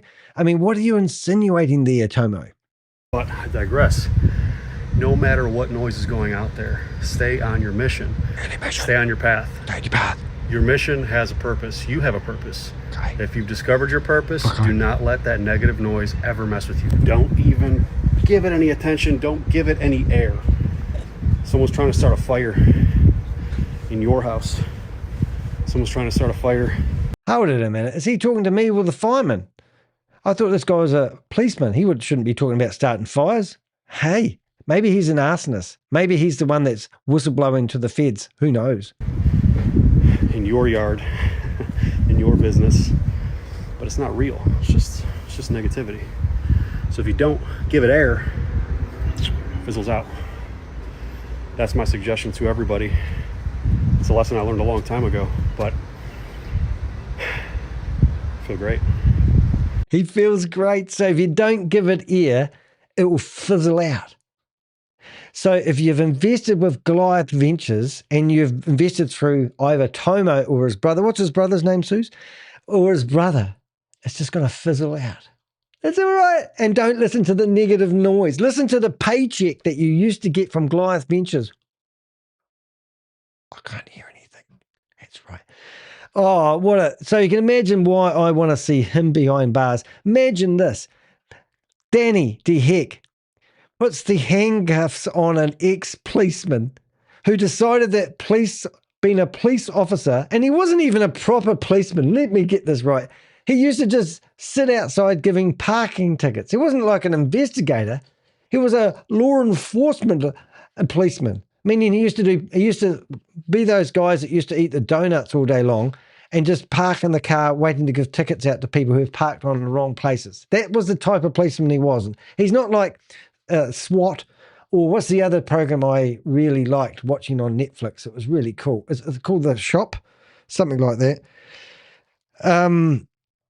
Yeah. Oh, good. We've got iMessage back. Oh, they must be. Apple must be watching me. They mass reported my iMessage and had my iMessage removed, and I've just managed to get it back. I got a message, which is quite nice. What a laugh. Anyway, long story short, I want to be the person that puts the handcuffs on Tomo. Is that okay, Homeland Security? That would be nice. Just saying. Anyway, as you can see, so we've had a lot of fun with him, but he's he's a big guy. I'm sure that he could probably crack a few walnuts between his butt cheeks or his man breasts. I don't know, but I don't really want to piss him off. But I know for a fact that this guy is still hanging around Orlando. And I just know this guy, is he really happy? I'm happy. I'm delirious today. Okay, so after the this, I've just got a few more blogs to go. I'm giving you the whole series today, so you only have to watch one video. But this one was after Chris had the $5 million party. So on the 2nd of December, they sent out a letter to everybody from a new mail list that they didn't have connected to the old mail list, and it was inconsistent, but basically saying on the 15th and 18th of December, they're going to do October payouts. No, October catch out. Or anyway, they're going to pay everyone October, November, and December. And then they were going to do, that was it. They were 3 months behind at the time. And then, and that's what they were going to do. But it just coincided to hold a $5 million party in between. And then on the 15th of December, just after the party, just before the payouts stopped going in, Christopher was on an airplane and I was the pilot. I didn't look very happy at that one. And he was off to Dubai. And I haven't got another blog, but he spent $150,000 going to Thailand just last month. A three-day excursion that cost $50,000 a day. Not including flights, which we know he hasn't paid if he's doing private jets. I don't think he'll be doing private jets for much longer. In fact, I'll be thinking he'll be more concerned about buying a rope on the soap, a soap on the rope, than he will be doing private jets. But anyway, that was the most insult I've seen. We are fully back to our regular rhythm, and December 15 to 18 cycles will include everything owed to you. This is what this company has told you guys. October catch-ups, November payouts, and everything moving forward on the normal schedule. That means you can ask for your money back. And here he is having a good old time. This video here is... Yeah, the drums, they swing. So this is him on stage with Jason Derulo, I think the night before. Oh, this might be at the concert. But these are all the people that have danced. Yeah, no, these are on the night. So we just chucked a couple of those up there. And we've got some footage. We actually got some footage from one of the biggest news agencies in the world that were in the conference, at the party. So it's going to be quite cool. But these are some of the photos that we saw coming out of the, he's trying to choke some woman there, not unlike him. But you get the idea. And everyone had a blast. They said it was the best party they've ever been to. No expense, spared. But how do you think these people will be feeling now? How do you think these people will be liking seeing their images? Now, if you are anyone in New York and you're watching this and you're an investor, we've got a special prize for you if you contact me. I can't tell you any more than that. Oh, there's Hunter Small back there. So all these guys were as happy as Larry. So we talked about that, and we talked about how they're all gone back to Dubai and all that sort of stuff. Then we've come up with some other things recently. Collapse of Goliath Ventures and missed promises, narrative control, the calm before the storm. Well, this was before the storm. So in here, we've got more PDFs, updates coming from numerous places. I mean, we've documented the whole lot. In fact, I think that I need a Nobel Prize. And my Avengers, you can come polish my Nobel Prize for me. And I'm sure you won't mind, because the people that have sacrificed hours and hours and hours of research really need to, okay, you've lost your money, I'm sorry, but we've also stopped a company that was going to town. They would have just kept going. We've thrown a spanner in the works of a big machine that was designed to, take the world by storm. And we've even found, Matt Burke's going off to Onyx Reserve, another company. And we've heard, we can't verify it, but we have heard that this company was also investing in Goliath Ventures.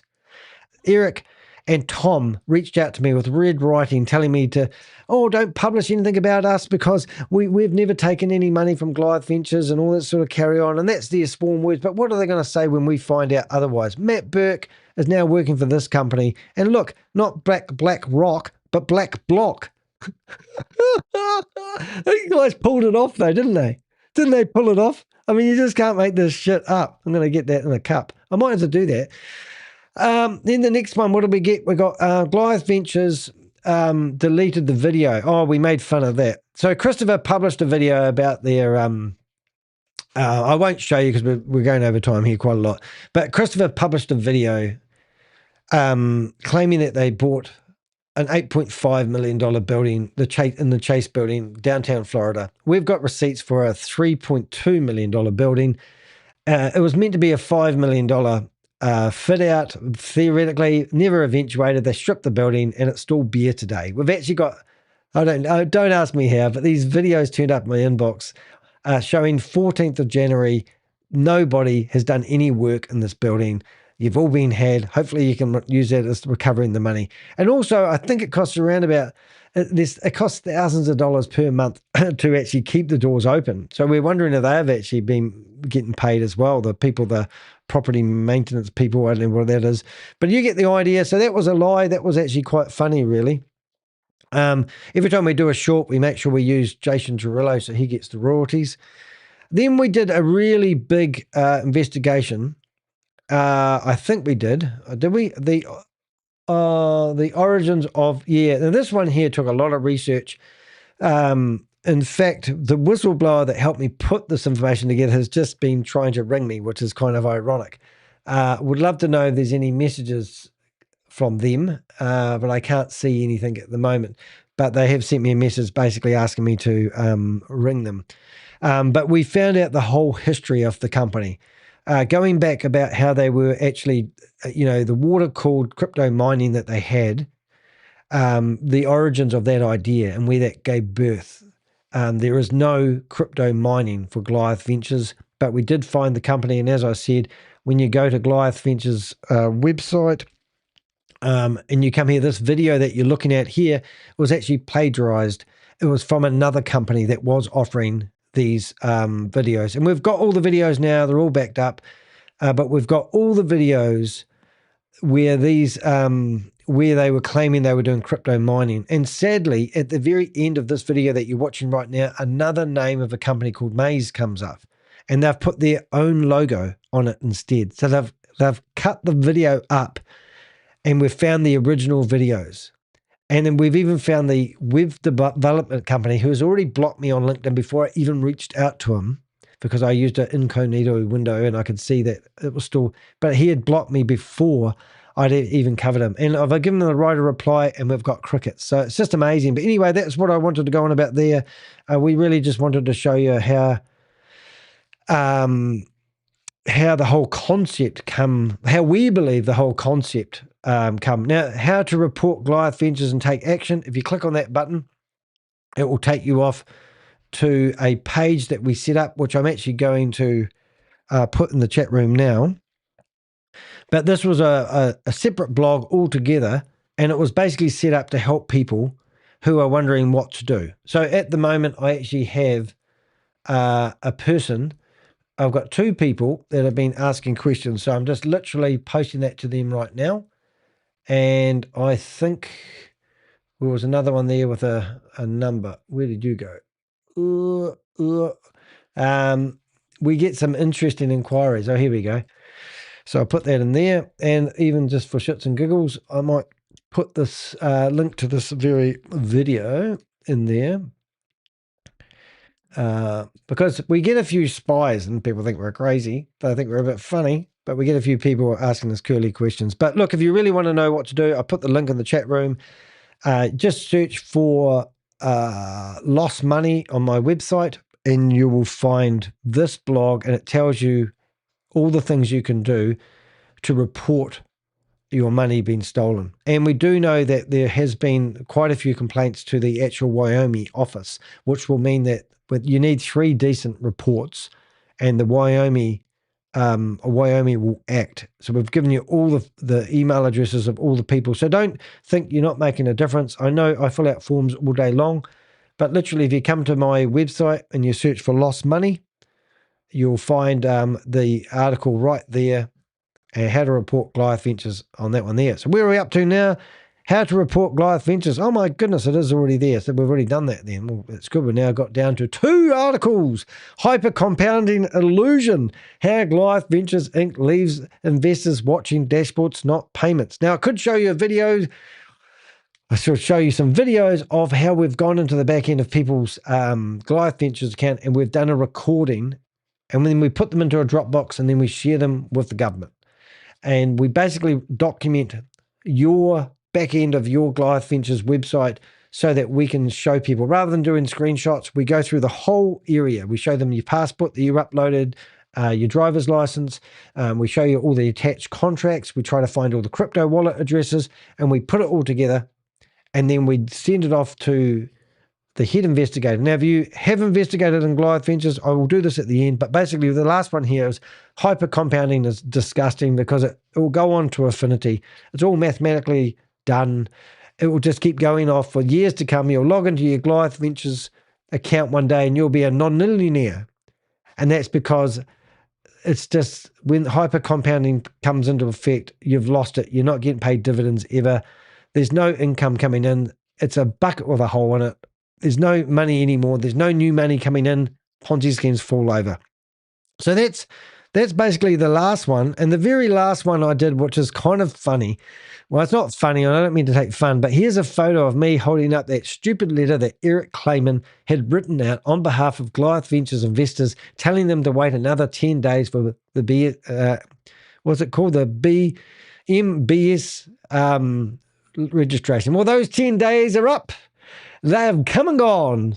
And what happened? Well, Eric has left the building. Well, he's left, I don't know if he's left his building, but now Goliath Ventures building, their registered office, their physical address is actually Eric Clayman's office.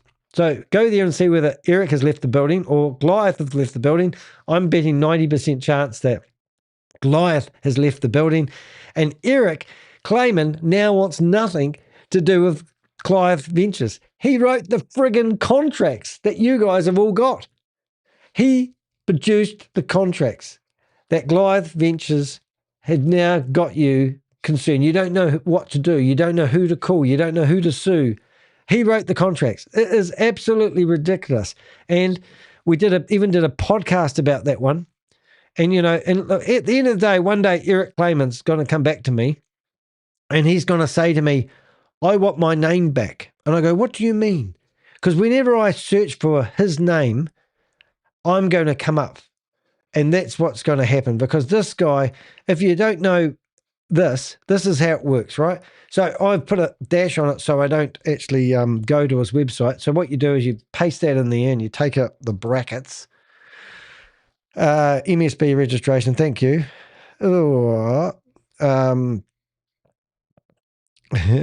reading the comments. So this is Eric Clayman, right? And if you go to contact us, you can see that he is in suite. Oh, he says he's I did this the other day. I keep doing this, but you go down here, you can actually see that he's in suite 604, 200S Andrew Avenue, and that's publicly available information there. Google, just in case you're going to upset me later on.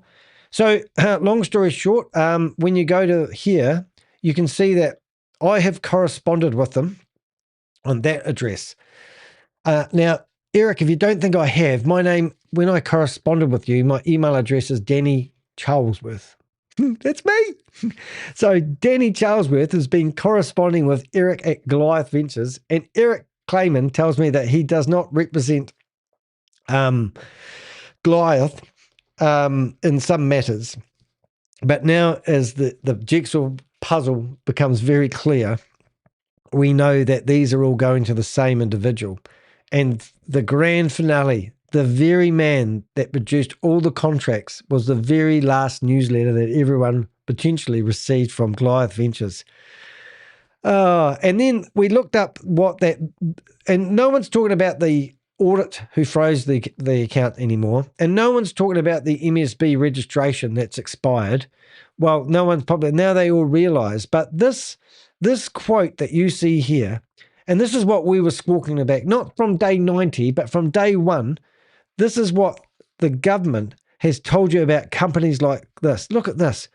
Fraudsters are attempting to steal money by claiming to be MSB approved or endorsed by FinCEN. This is what they are claiming. They are warning here on FinCEN's, the government's website.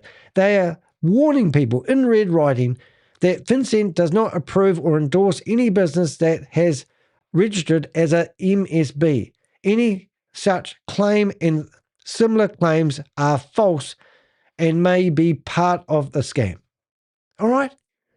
All right, I can't help you. Now that we said that from day one, we put it in the newsletter here, that this MSB license is a load of bullshit. They're using anything they can to stall people from getting investing. I don't think anybody would not think that this scam is still not a scam. If you are watching this and you think that one of these guys that are now squabbling within their own brotherhood, really? Does anybody actually not believe me now?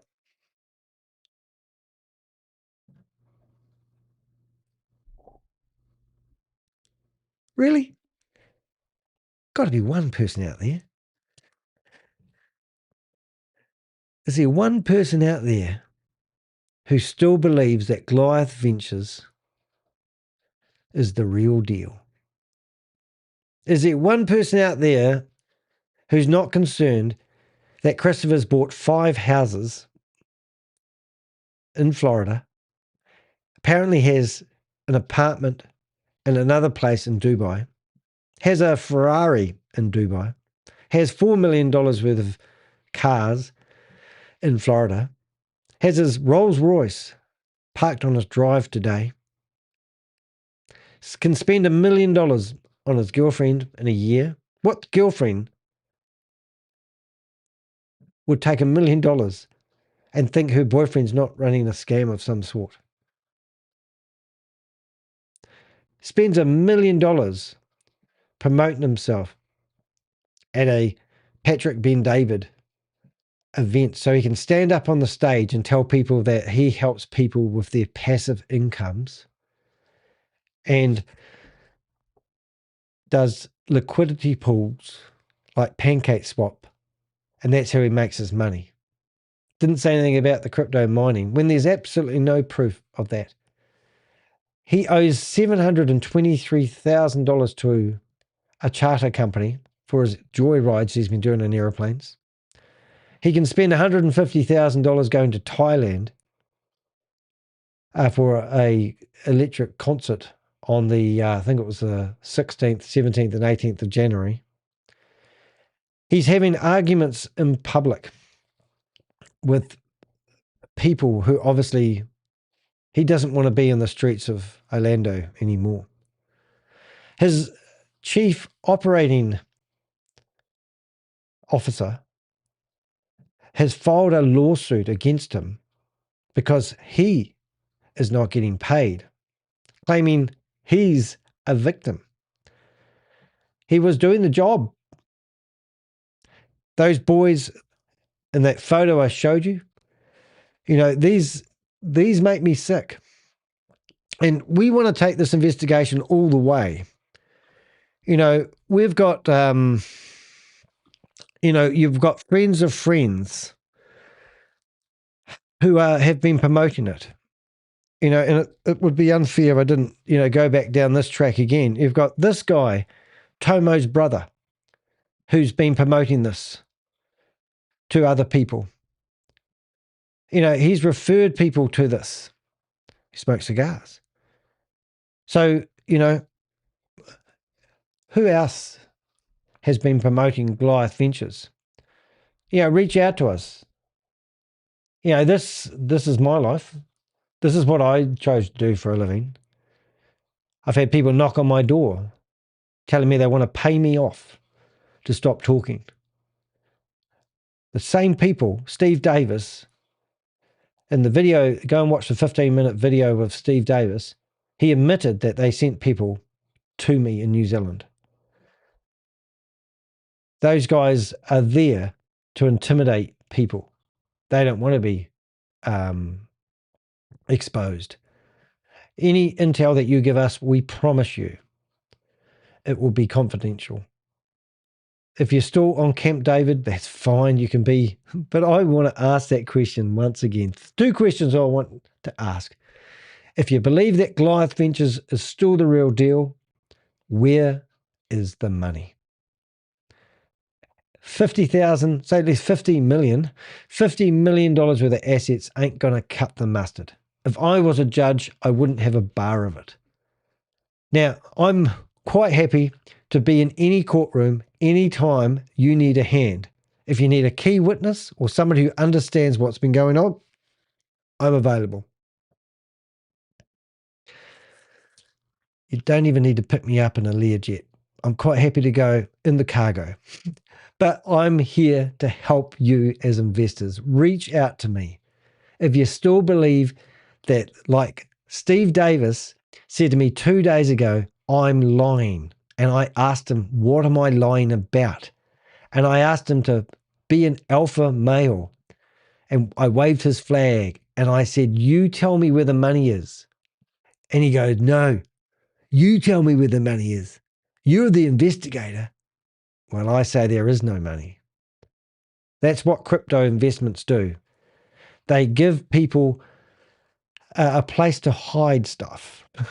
And unfortunately, it's very hard to get people. Now, if I was the judge or the person that's going to take Christopher or Nick to the cleaners, Matt Burke and all those other people I mentioned over and over again, I would be saying to them, we know how much money. There's 1,700 accounts. If everyone just invested $50,000 times 1,700, hold it. I'm just going out there. Let's just go 50,000 times 1,700 equals. Is that 850 million? How much did you invest? So on the back end of Goliath's website, we've logged in and saw one account that was 1,700. So 1,700 times 50,000. Am I right? Is that 850?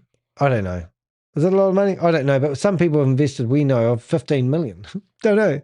But what I'm getting at is there's a lot of money at stake here. Don't fall for the $50 million worth of assets. There's a lot more on the table than that. But I reckon they will squeeze Christopher and say, do you want to spend 30 years in prison or hand over the money and we'll do a plea deal?